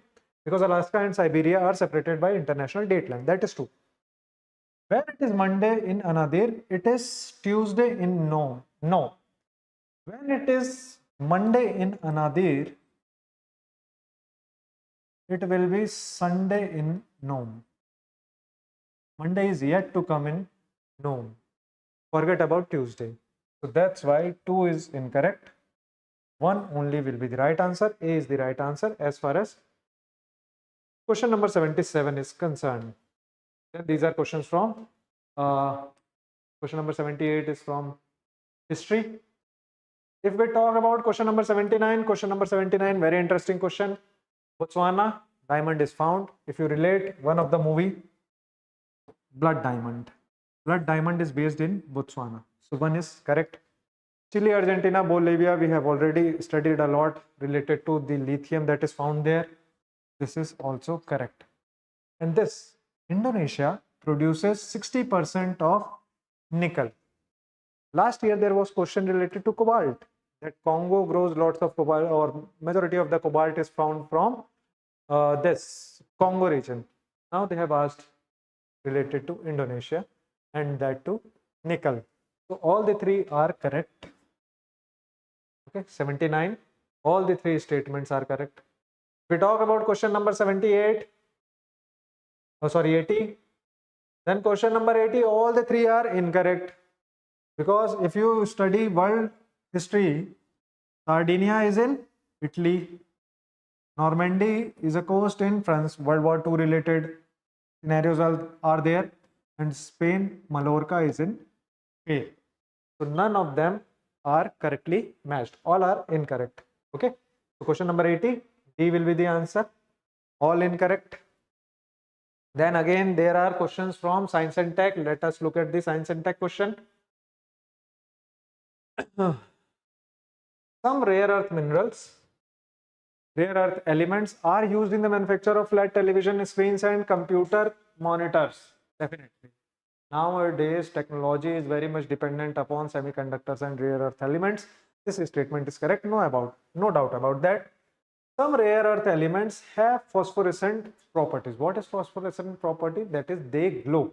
And that's why they are used in monitors. They glow while there is no light as well, or no electricity is being passed, then also they glow. That's why they are used in aviation sector, they are used in radar sector, satellite related sector, and they are used in television screens and monitors. So A will be the right answer. Both are correct. This question, while I was looking or I was solving the paper, even I did a mistake in this question number 82, because I thought that if we look this statement looks correct. But Indian Railways have prepared a national rail plan to create a future ready railway system by 2030. This statement is incorrect because of date. So they have played with the date, that is 2030. Kavach is an automatic train protection system developed in collaboration with Germany. This statement is anyhow incorrect because this is an indigenously built technology. The second statement is incorrect, no doubt about that. But third statement, Kavach system consists of RFID tags fitted on track in station section. This I thought was incorrect, but this is correct. And that's why 1 and 2 are incorrect. Third is correct. Not correct has been asked. That's why A will be the right answer. Then if we look at this question number 83, then all these were in news. Axiom 4, SpaceX, that is space docking experiment, and Gaganyaan, all of them were in news, and all of them involves and encourage microgravity research. That is how you have to maneuver, or how you have to basically look at the mission from microgravity aspect. If there is change in gravity, then how you are going to react. So this encourage and support microgravity research. That's why all of them, all the three are correct. Question number 83, C will be the right answer. Then question number 84, and all of them were in news again, related to India-Pakistan tense scenario. So Dornier 228, this is with Indian Navy and is a marine patrol aircraft. This is correct. IL-76 is known as Gajraj, and this is a carrier aircraft. Okay, this is incorrect. CL-17 Globemaster 3, C-17 Globemaster 3, this we brought from USA. And this is military transport aircraft. IL-76 is also military transport aircraft. So 1 and 3 are correct. 2 is incorrect. B is the right answer. If we look at question number 85, artificial way of causing rainfall to reduce air pollution makes use of. This was in news, very much in news when Delhi's air pollution was there. That why Beijing, if Beijing was successful in cloud seeding, why didn't this Delhi try it? Okay, so that's why there were a lot of articles related to why cloud seeding or artificial rain is not successful in all the region. So it is related to geography also, it is related to some scientific aspect also. But as far as this question is concerned, this question talks about what materials we use for cloud seeding, and salts that we use are silver iodide and potassium iodide. These both are used in cloud seeding. Then question number 86. Consider the following statements with regard to pardoning power of the President of India. This must have been discussed by Pritam sir. This is polity related question.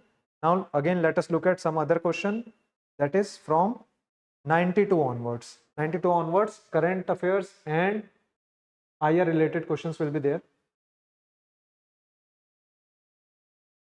Rest, I guess, polity is discussed by sir, Pritam sir. Economy and history will be discussed by Shailesh sir. Okay. So question number 92 now. This is related to BIMSTEC, and if we talk about the BIMSTEC, 4 statements are given. Third is incorrect because Nepal was not part of BIMSTEC as a founding member. Okay, so third is incorrect. It came into existence with the signing of the Dhaka Declaration in 1998. So naturally your answer will become 1 and 4. This is true. 7 member states till January 2025. Regional cooperation and subsector tourism is led by India. Trade, tourism, etc. are led by India. Various other countries leads. There are around 13 to 15 subsectors, which is divided among the 7 countries, out of which 4 are led by India. Okay. Then question number 93. This is related to Gandhi Peace Prize, and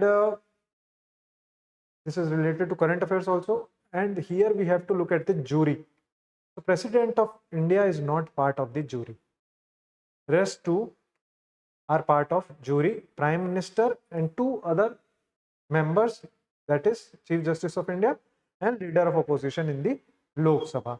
So 2, 3 and 4 will be the right answer as far as question number 93 is concerned.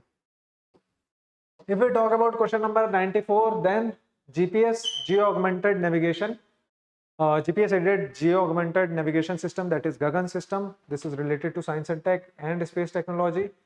And here we can see that it is designed. This is what we have designed as compared to GPS, GLONASS, etc. Okay. So it is designed to provide additional accuracy and integrity. This is true. It will allow more uniform and high quality air traffic management. This is also true, because whatever transition is happening, that we can basically moderate, especially in the Indian airspace.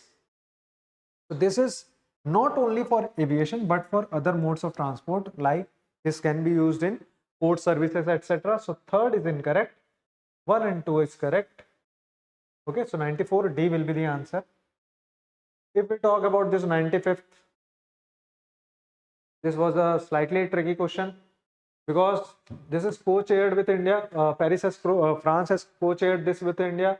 The event builds on the advances made at Bletchley Park Summit and Seoul Summit. This is quite factual, is what I feel. If you are following AI, then this might not feel factual, but according to me, this is a factual statement. Okay.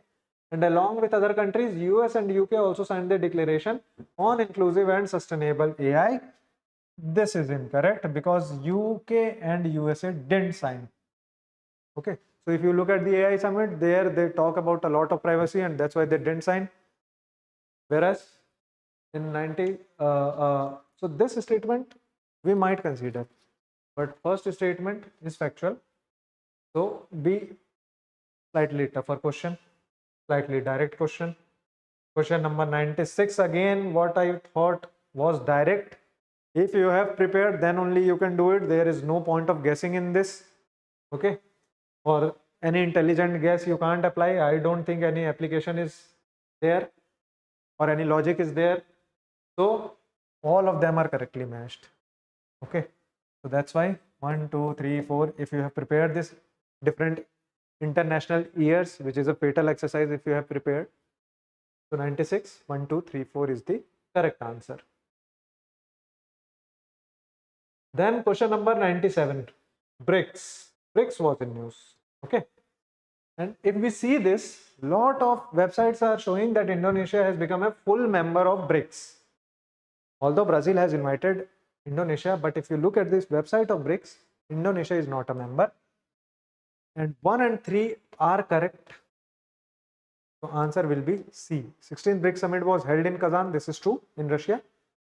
Theme of the 16th BRICS summit was strengthening multiculturalism for just global and security. This is also true. So 97, C is the correct answer. Then if we talk about Lokpal, I guess sir has discussed this. 98th polity. Okay, so this is the polity question. Sir might have discussed this, Lokpal. Now question number 99. And there were again 2 questions from the sports. And when we look at the paper from hindsight, okay, or from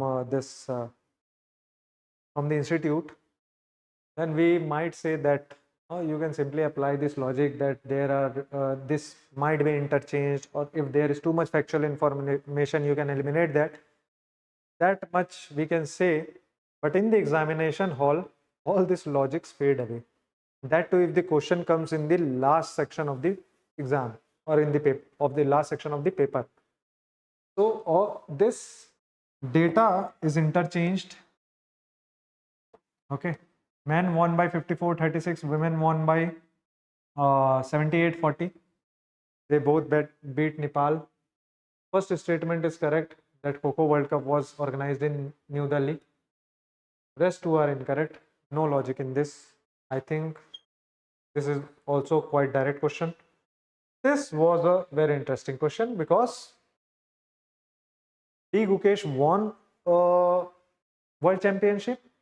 It was very much in news. Prior to that, there was India also participated in World Chess Olympiad.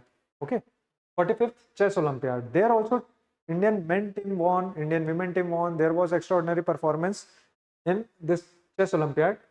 But this statement is incorrect because Gukesh won the World Chess Championship and not the Chess Olympiad.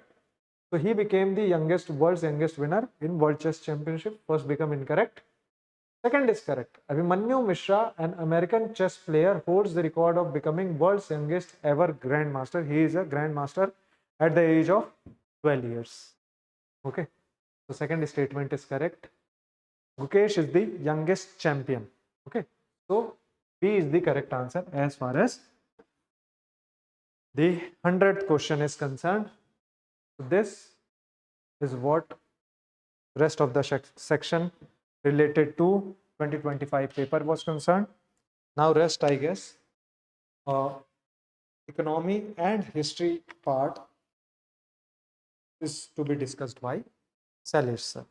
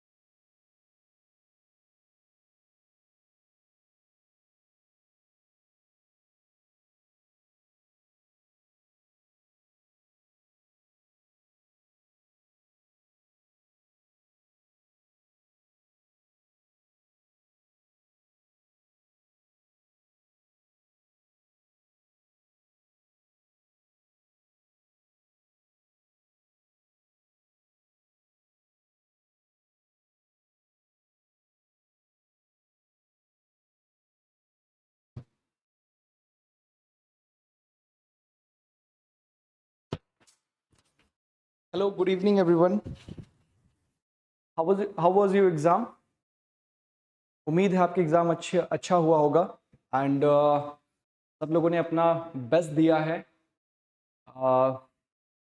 अब हम आपके सामने present हुए हैं एक तरीके से assessment देने के लिए कि how what can be the probable answers for the questions.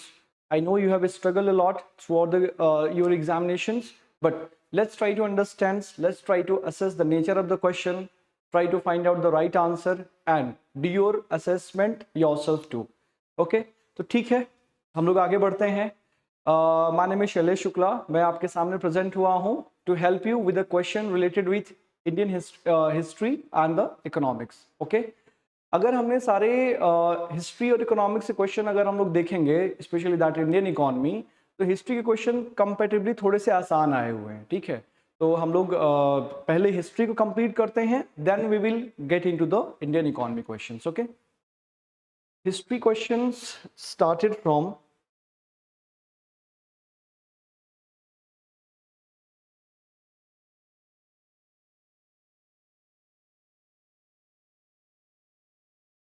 just a minute.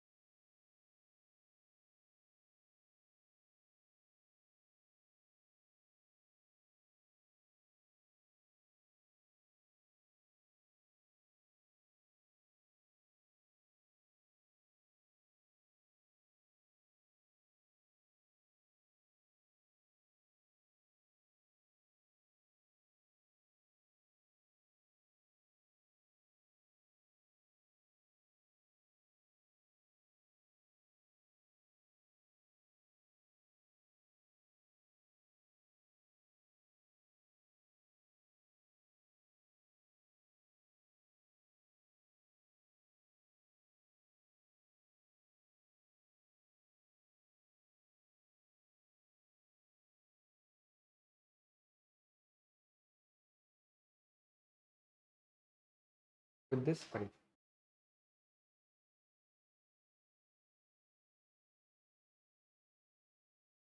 Sorry everyone, sorry for the technical glitch.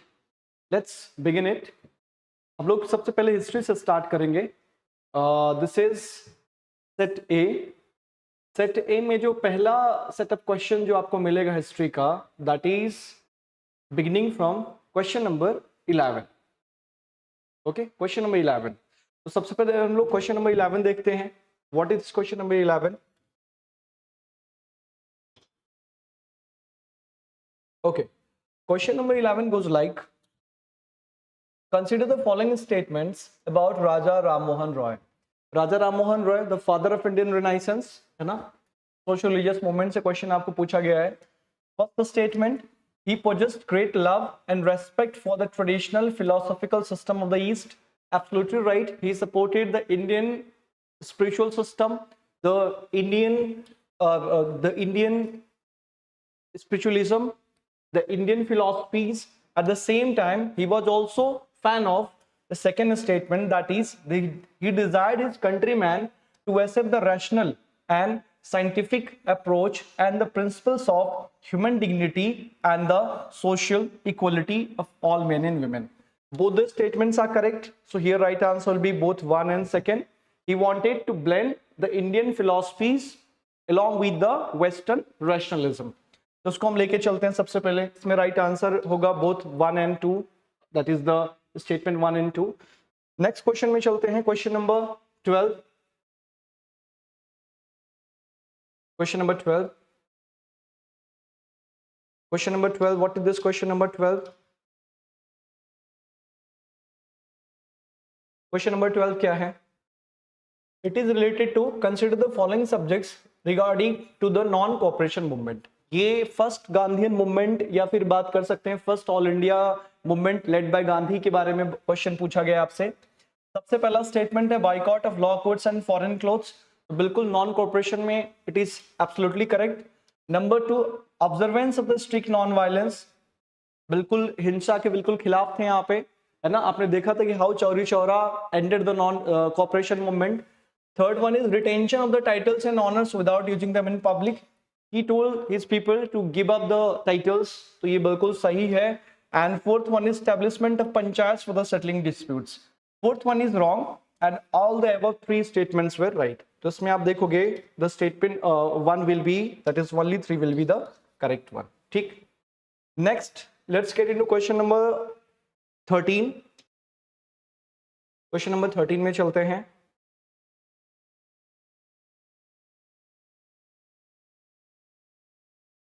Question number 13.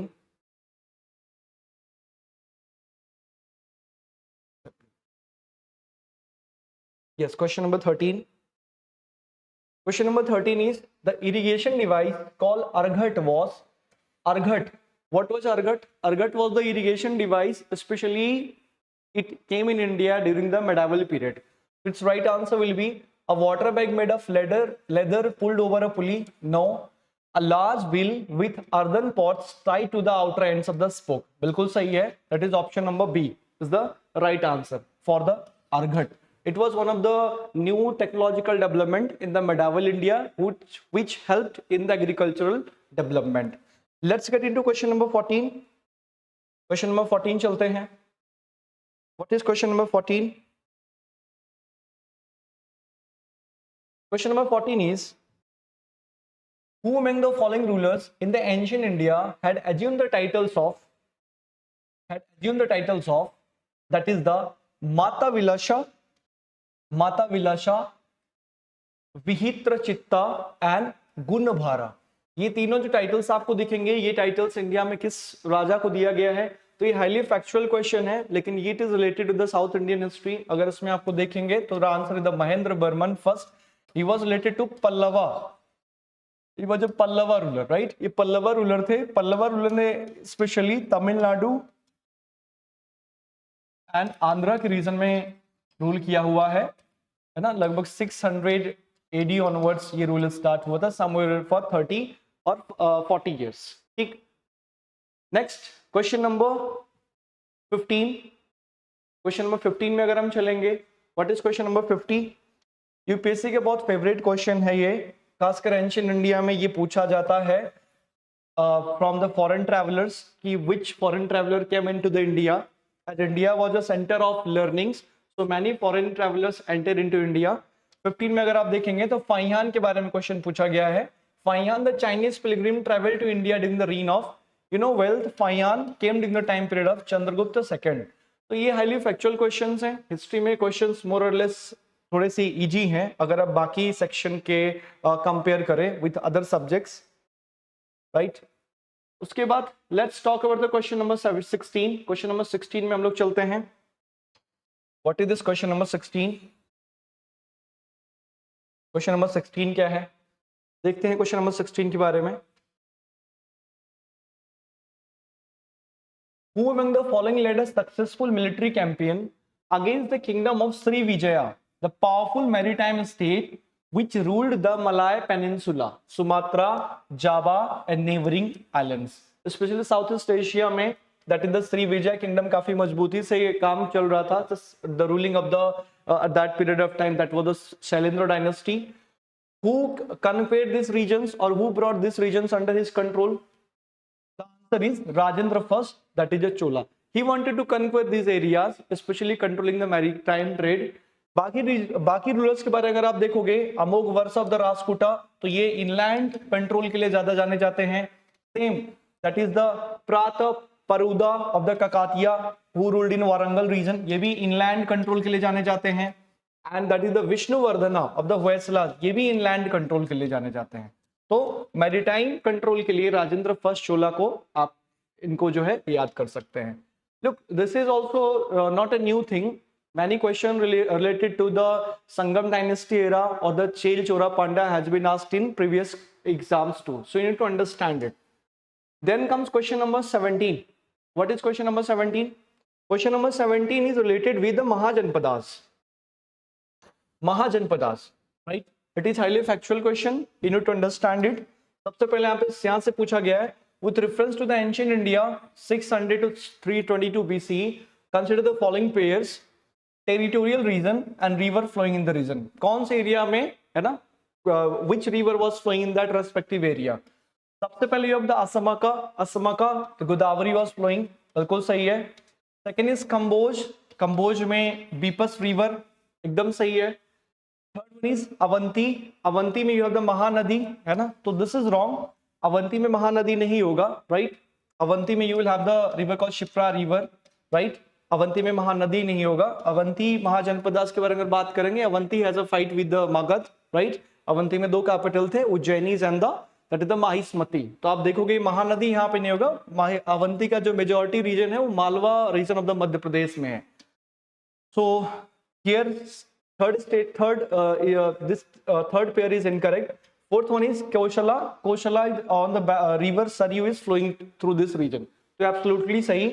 इसमें जो correct option है, how many of the given pair above are correctly matched, इसमें अगर आप देखोगे तो इसमें only 3, right? 3 options एकदम सही है, एक यहाँ पे गलत है। Right answer will be the option number 3, only 3। इसके बाद let's get into another question, that is a question number 17 में क्वेश्चन नंबर 18 देखते हैं, क्या है question number 18। Question number 18 goes like the first Gandhar Mahavidyalaya, a music training school was set up in 1901 by the Vishnu Digambar Paluskar. तो ये कहाँ पे सबसे पहले खोला गया था? अगर आप ये देखोगे तो Indian classical music training schools हैं जिनमें the right location is the Lahore. It is highly factual question, थोड़ा सा ये क्वेश्चंस फैक्चुअली आपको जानकारी होने की जरूरत है।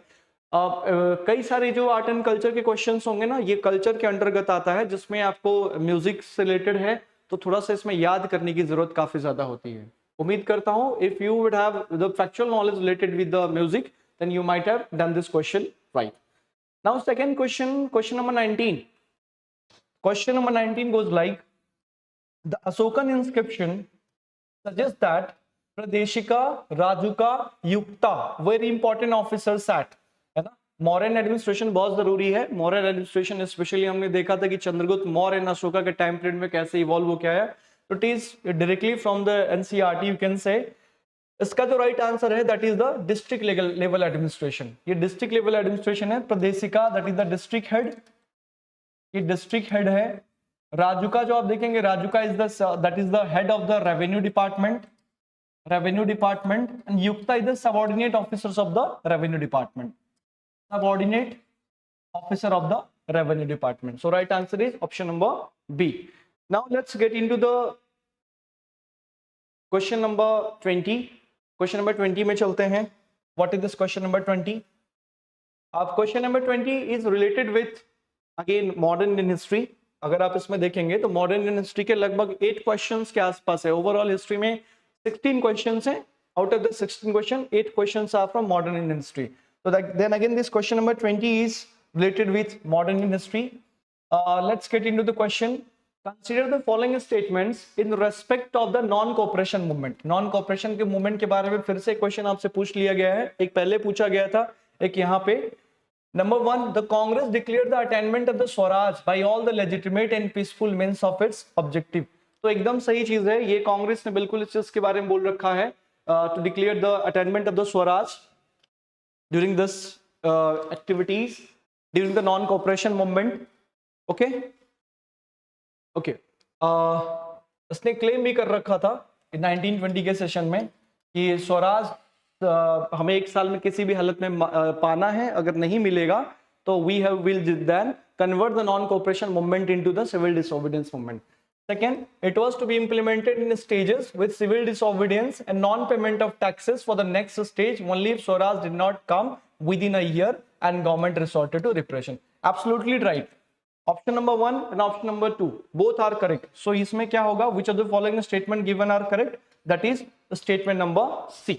ये दोनों यहाँ पे सही होगा. Non cooperation movement, civil disobedience movement and quit India movement, ये 3 मूवमेंट्स थे जो गांधी के द्वारा लेड किया हुआ ऑल इंडिया मूवमेंट्स हैं. तो ये दोनों स्टेटमेंट्स यहाँ पे एब्सोल्युटली करेक्ट हैं. अब हिस्ट्री में अगर आप देखेंगे 11 से क्वेश्चन नंबर 20 तक लगातार क्वेश्चंस आए हुए हैं. अगला जो हिस्ट्री का जो सेट आपको दिखेगा, ये क्वेश्चन आएंगे लगभग क्वेश्चन नंबर 71 से 75 के बीच में. तो let's get into it once. एक बार हम लोग 71 से 75 के क्वेश्चंस भी देख लेते हैं.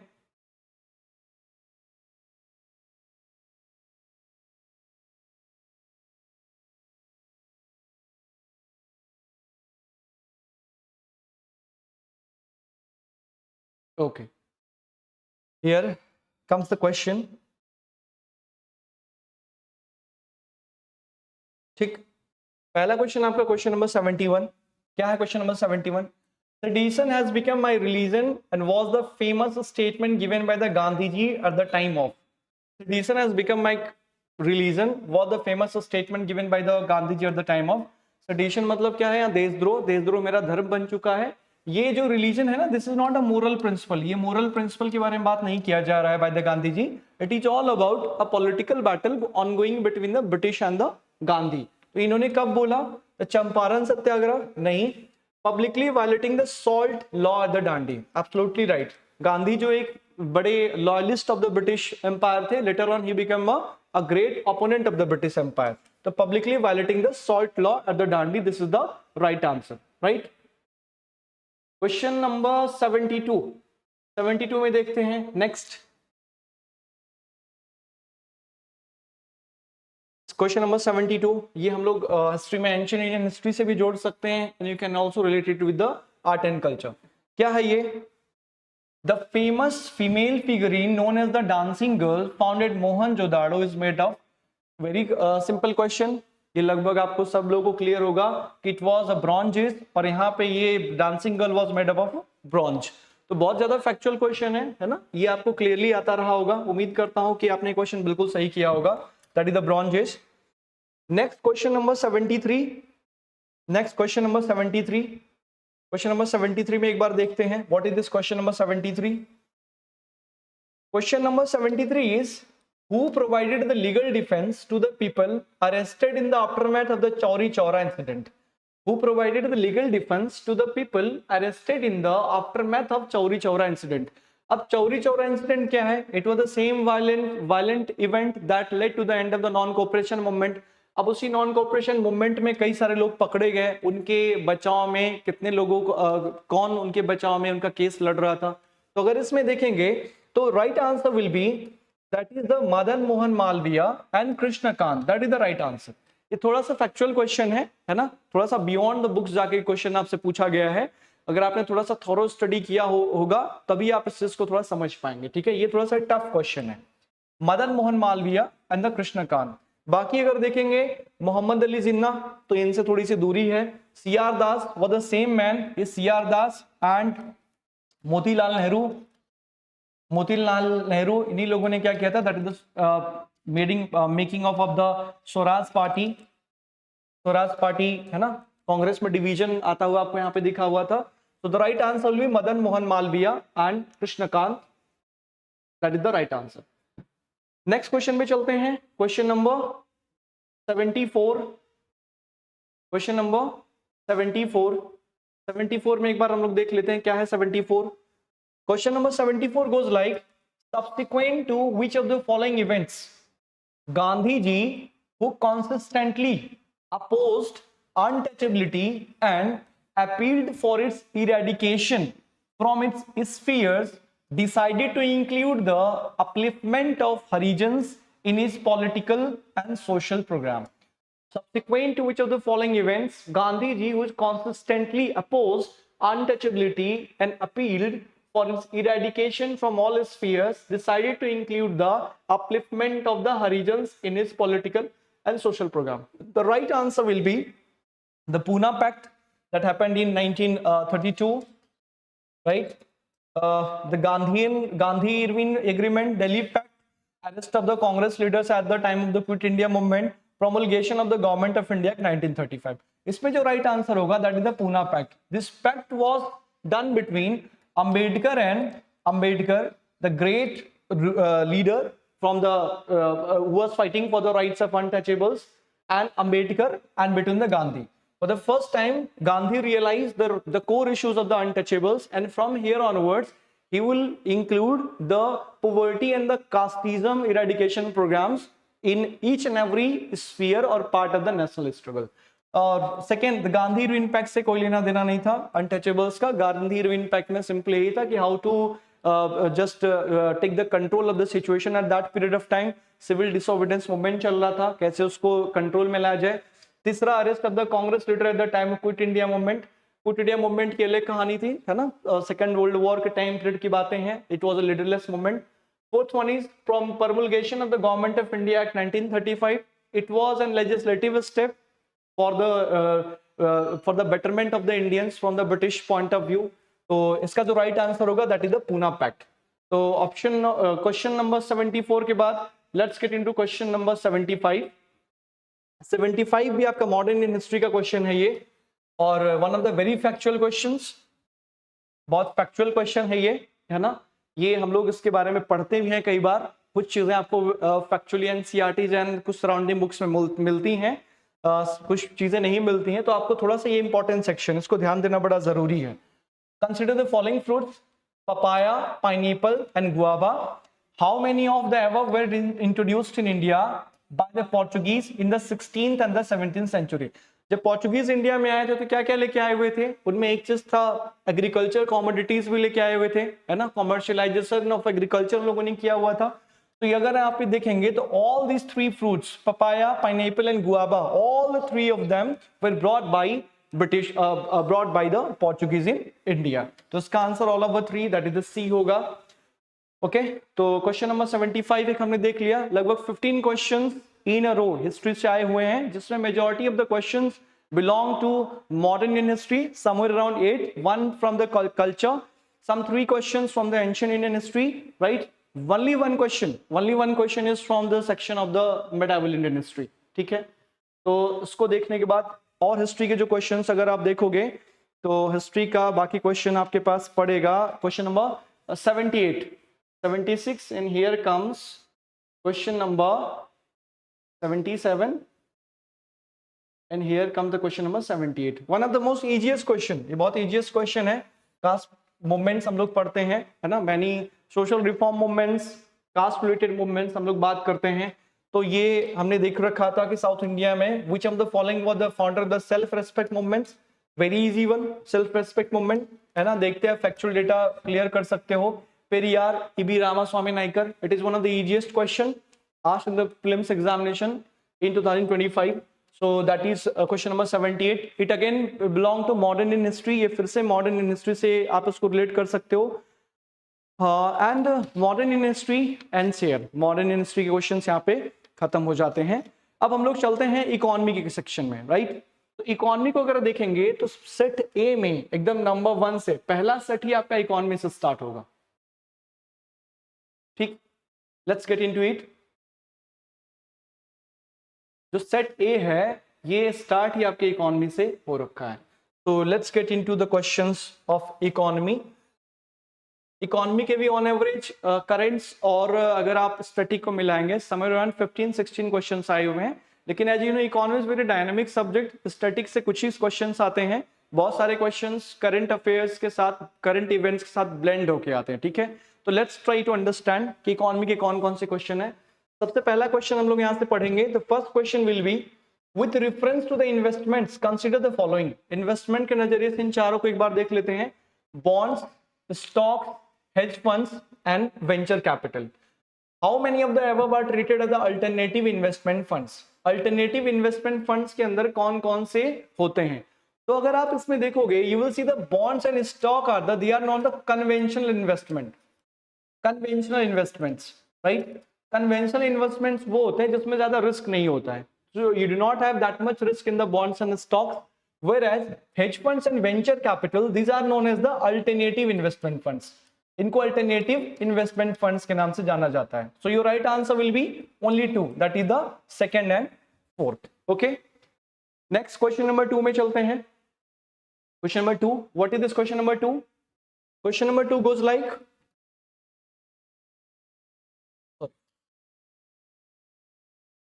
Question number 2 is that is which of the following are the sources of the income for the Reserve Bank of India? Reserve Bank of India is very important topic for UPSC Prelims examination.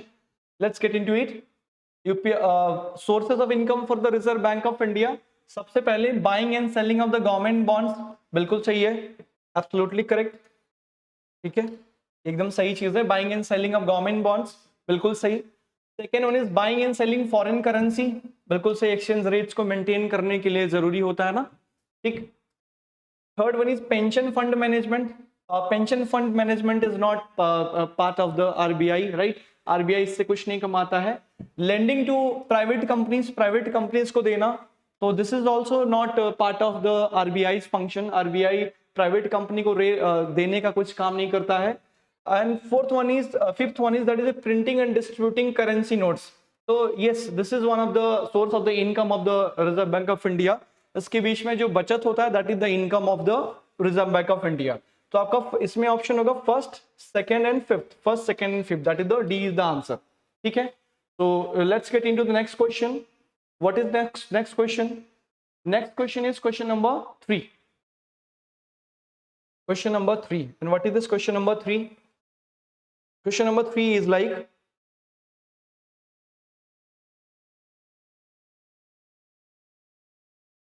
question number 3 is like, with reference to the government of India, consider the following statements. Information. सबसे पहले आपका है और 3 organisations का नाम दिया हुआ है. डायरेक्टरेट ऑफ इन्फोर्समेंट, ठीक है. Some of its function enforcement of the fugitive economics offenders act 2018, ठीक है. It works under internal security division, first ministry of home affairs. तो ये नहीं है, ये गलत है. इसका जो राइट आंसर होगा that is ministry of finance होगा. Ministry of finance, it works under ministry of finance. Okay, it works under ministry of finance. Second one is directorate of revenue intelligence organisation enforces the provisions of the Customs Act 1962. बिल्कुल सही. Department of revenue और the ministry of finance, तो एकदम सही है, बिल्कुल ये सही ऑप्शन है, second one. And third one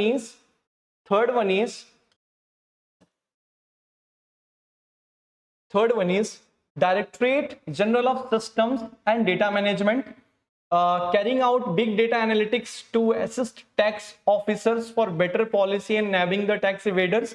department of revenue, ministry of finance. इसमें क्या है कि ये दोनों जो फंक्शंस एंड द रिलेटेड जो मिनिस्ट्री है, बट ये जो डिपार्टमेंट है ना, the organisation, that is not correct. इसका जो राइट होगा that is the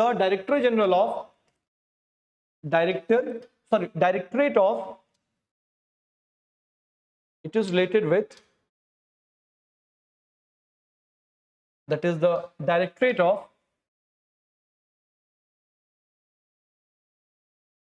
Analytics and Risk Management.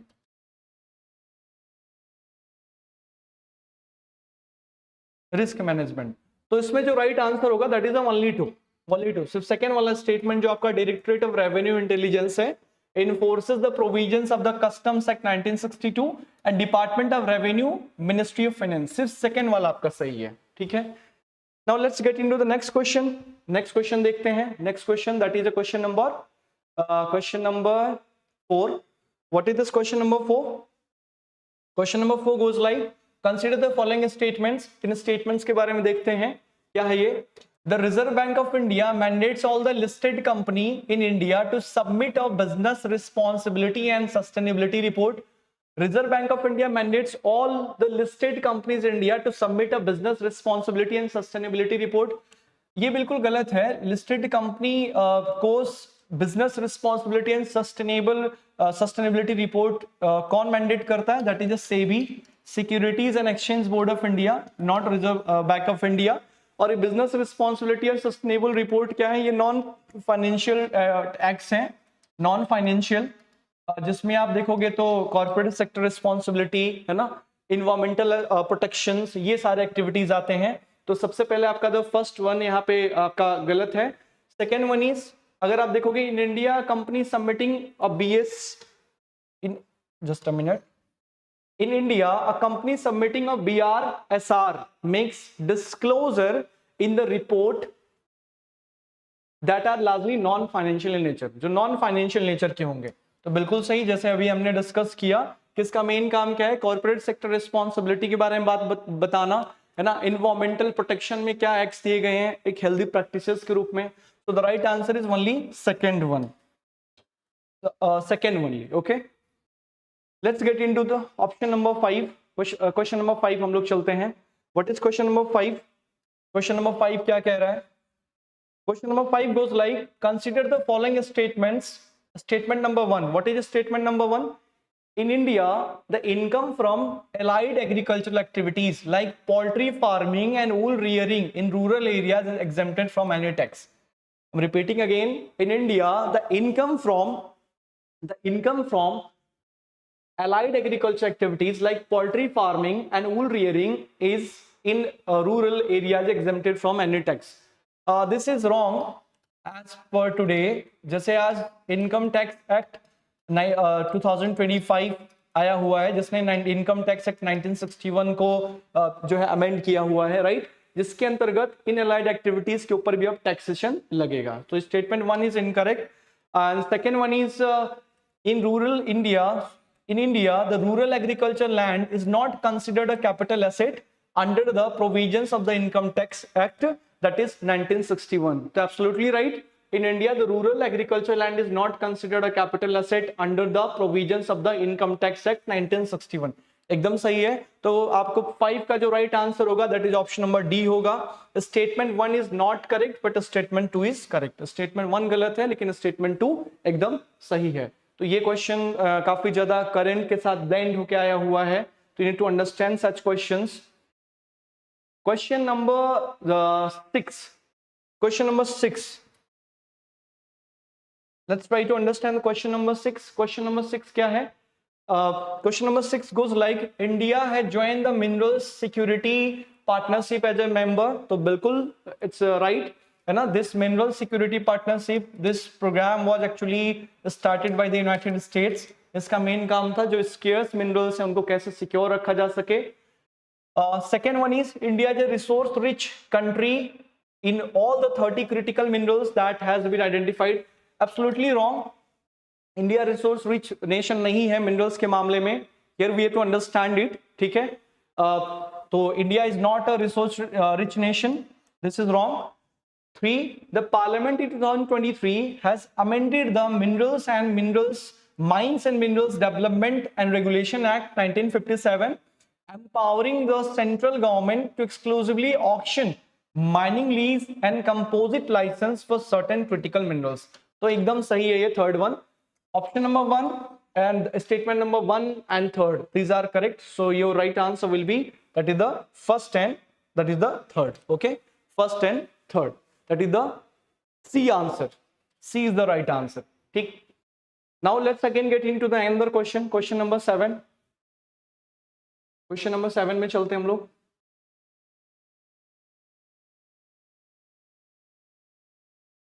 क्या है question number 7?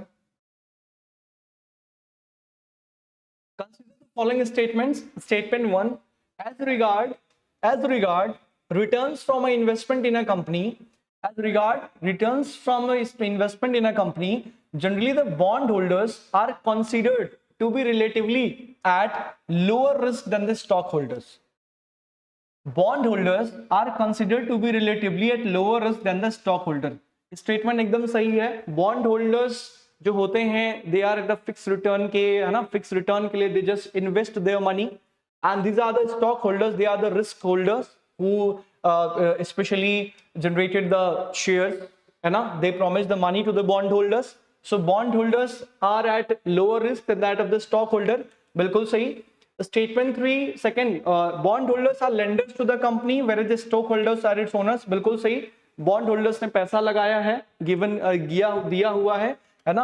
स्टेक होल्डर्स ने क्या किया, प्रॉमिस किया हुआ है, so they are the owners. बिल्कुल सही. एंड स्टेटमेंट 3 क्या है? Statement 3, for payment purposes bond holders are prioritised over the stock holders by a company. Bond holders को पहली प्रायोरिटी मिलेगी by doing the payment then that of the stock holders. जब bond holders का दे दिया जाएगा then only whatever remains will come with this stock holders. So statement 3 is also correct. Here if you look into the series, that is the right answer will be option number A. Both statements second and third are correct, and both statements second and third are correct, and both of them explain statement number 1. That is absolutely right. So option number A is correct. Let's get into question number 8. Question number 8 में हम लोग चलते हैं. What is this question number 8? Question number 8 क्या कहता है? Consider the following statements. The first one is, India accounts for a very large portion of all equity option contracts trading globally, thus exhibiting a great boom. India accounts for a very large portion of all equity option contracts traded globally, thus exhibiting a great boom. Absolutely right. बहुत सारे structural reforms की वजह से and coming up of bigger investors की वजह से, है ना, इंडिया में very large portion of the equity options बढ़ रहे हैं. एकदम सही है. Second, India's stock market has grown rapidly in the recent past, even overtaking Hong Kong's at some point of the time. This is also correct because of the greater economic reforms, structural reforms. The Indian investors are taking much more interest in this global markets.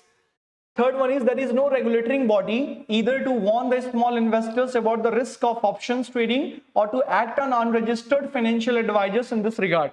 There is no regulatory body either to warn the small investors about the risk of the options trading or to act on unregistered financial advisors in this regard. This is absolutely wrong. ऐसा नहीं कि हमारे regulatory body नहीं है. We have the regulatory body, but process is still going on, है ना? How to make it less exploitative and more earning, the things are still going on. So option number 3 is not correct. Option number 1 and 2 are correct. So that is the 8 का क्या होगा? 8 का A is the right answer. ठीक. Question number 9. What is question number 9? Question number 9. Question number 9 is, consider the following statements. Statement number 1. What is statement number 1? Circular economy reduces the emissions of the greenhouse gases. Circular economy में greenhouse gases का emissions reduce हो जाते हैं. अब क्या है ये? Let's try to understand what is circular economy. Normal जो इकोनॉमी होता है ना, वो नॉर्मल इकोनॉमी में हम लोग बोलते हैं टेक, मेक एंड वेस्ट, है ना, खूब सारे वेस्ट प्रोडक्शन होता है. सर्कुलर इकोनॉमी का मतलब है कि वेस्ट को, मिनिमम वेस्टेज को रखना है, सस्टेनेबिलिटी को आगे बढ़ाना है. तो बिल्कुल सही बात है. Statement 1, it reduces the emissions of the green house gases. Absolutely right. What is second statement? Circular economy reduces the use of raw materials as inputs. बिल्कुल सही, सर्कुलर इकोनॉमी में रॉ मटेरियल्स का यूसेज भी कम होता है क्योंकि हम वेस्टेज ज्यादा नहीं करते हैं। And third one is circular economy reduces wastage in the production process. Absolutely correct. तीनों चीजें जो आपको दिखेगी ना यहाँ पे, circular economy reduces the emission of the green house gases, reduces the use of the raw materials in the production and also the wastage in the production process। ये तीनों चीजें एकदम सही है ना। आपको नीचे ऑप्शन में क्या दिया हुआ है, which of the following is correct, इनमें से इन तीनों स्टेटमेंट को लेकर क्या सही है, तो right answer will be both statements second and third are correct and both of them explain statement 1, right? So that will be the right answer। Next हम लोग चलते हैं क्वेश्चन नंबर 10 में। Let's get into question number 10. And what is this question number 10? Question number 10 क्या है? Consider the following statements, है ना? Again coming with that is the national income and receipts program. Capital receipts create a liability or cause a reduction in the assets of the government. Capital receipts create a liability or cause a reduction in the assets of the government। That is absolutely correct। ये बिल्कुल सही चीज है, ठीक है। Second is borrowing and disinvestment are capital receipts. बिल्कुल, अगर आपको है ना, if you want to increase your spending then you have to do two things, इधर you borrow from other external sources और यू सेल योर असेट्स, है ना, selling of the assets को आप बेचो, तो दोनों चीजों में कैपिटल रिसिप्ट्स आ सकता है, बिल्कुल सही है। तीसरा, interest received on loans create a liability of the government। अगर if you have provided any sort of the loan and if you are receiving interest instead, so it is not a liability, right? ये liability नहीं है, it is a part of your earning, so this is wrong। interest received on loans create a liability of the government, it is wrong। so first and statement second is correct। तो right answer क्या होगा? 10 का A is the right answer, ठीक है। So we have covered the 10 questions of economics. अब बाकी Indian economy के question जो आपको मिलेंगे that will be the question number 61। तो let's get into the question number 61।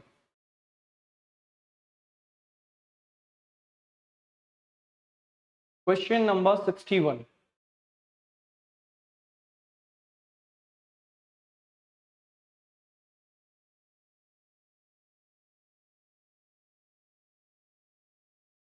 Okay, this question number 61।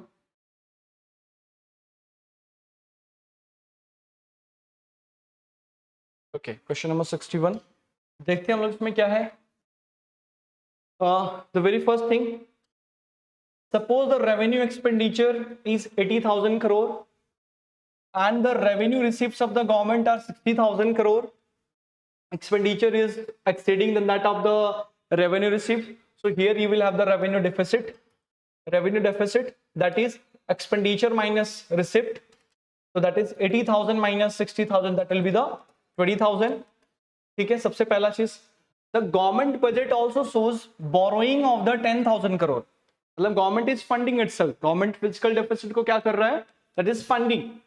the government also show the borrowing of 10,000 crore and interest payment of 6,000 crore, interest payments of 6,000 crore। so what we will see here, three statements, which of the following statement are correct? सबसे पहले revenue deficit is 20,000, so revenue deficit, yes, that is the revenue expenditure minus revenue receipt, so that is 20,000, बिल्कुल सही है ये। second is fiscal deficit initially हमने कितना देखा, 80,000 में से that is 60,000, that is the 20,000, but government borrowing 6, that is 10,000 rupees, so that will be the real revenue fiscal deficit equals to, that is the revenue deficit minus the borrowing, so that will be 10,000 crore। and third one is the primary deficit is 4,000 crore। how it become 4,000 crore? Primary deficit equals to, that is the borrowing minus interest payment, so borrowing is 10,000 crore minus 6,000, that will be the 4,000 crore। so here the right option will be, all of the three are correct, so right option will be first, second and third, option number D। let's get into question number, then comes the economy में फिर आएगा from question number 65। so let's get into question number 65। okay, Now what is the 65? Application based questions are there, and as you know economy is more application based. Economy काफी dynamic है, और economy को जब तक आप applications based नहीं सीखेंगे तब तक आपके लिए काफी दिक्कतें हो जाएंगी, राइट? तो इकोनॉमी में बहुत ज्यादा नया बदलाव हमको देखने को नहीं मिला हुआ है. इकोनॉमी में the trend has continued the same. 65 अगर आप यहाँ पे देखोगे क्या है, a country's fiscal deficit stands at 50,000 crore. A country's fiscal deficit stands at 50,000 crore. It is receiving 10,000 crore through non-debt creating capital receipts. 10,000 crore non-debt creating capital receipts से आ रहा है. That can be the asset selling. And the country's interest liability is 50,000 crore. 1,500 crore is the interest liabilities. So what is the gross primary deficit? है ना? If you get into gross primary deficit is fiscal deficit minus, that is the interest liabilities. That will be 50,000 minus 1,500, है ना? That will be 48,500. So your answer will be 48,500 crore, right? So 65 का जो answer होगा, that is answer number A is the right answer. ठीक. फिर 65 के बाद again let's get into another question.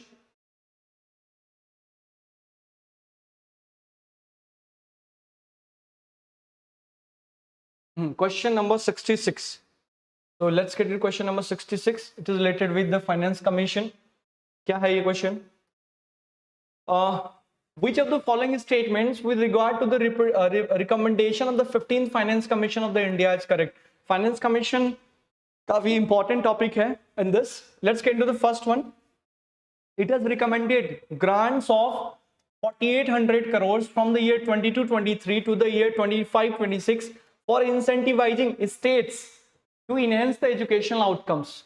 It has recommended the grants of 4,800 crore for the year 2022-23 to the year 2025-26 for incentivizing states to enhance educational outcomes.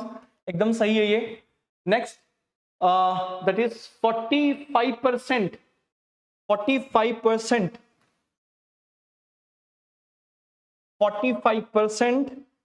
पहला सही है. 45% of the net proceeds of the union taxes are to be the shared with the states. Actually it is not 45%, it is somewhere around 41%, और कुछ जगह पे ये 42% तक कुछ स्टेट्स के साथ तय किया गया था. It is not 45%, right? इसलिए गलत है. And third one is 45,000 crores are to be kept as the performances, that is as the performances of the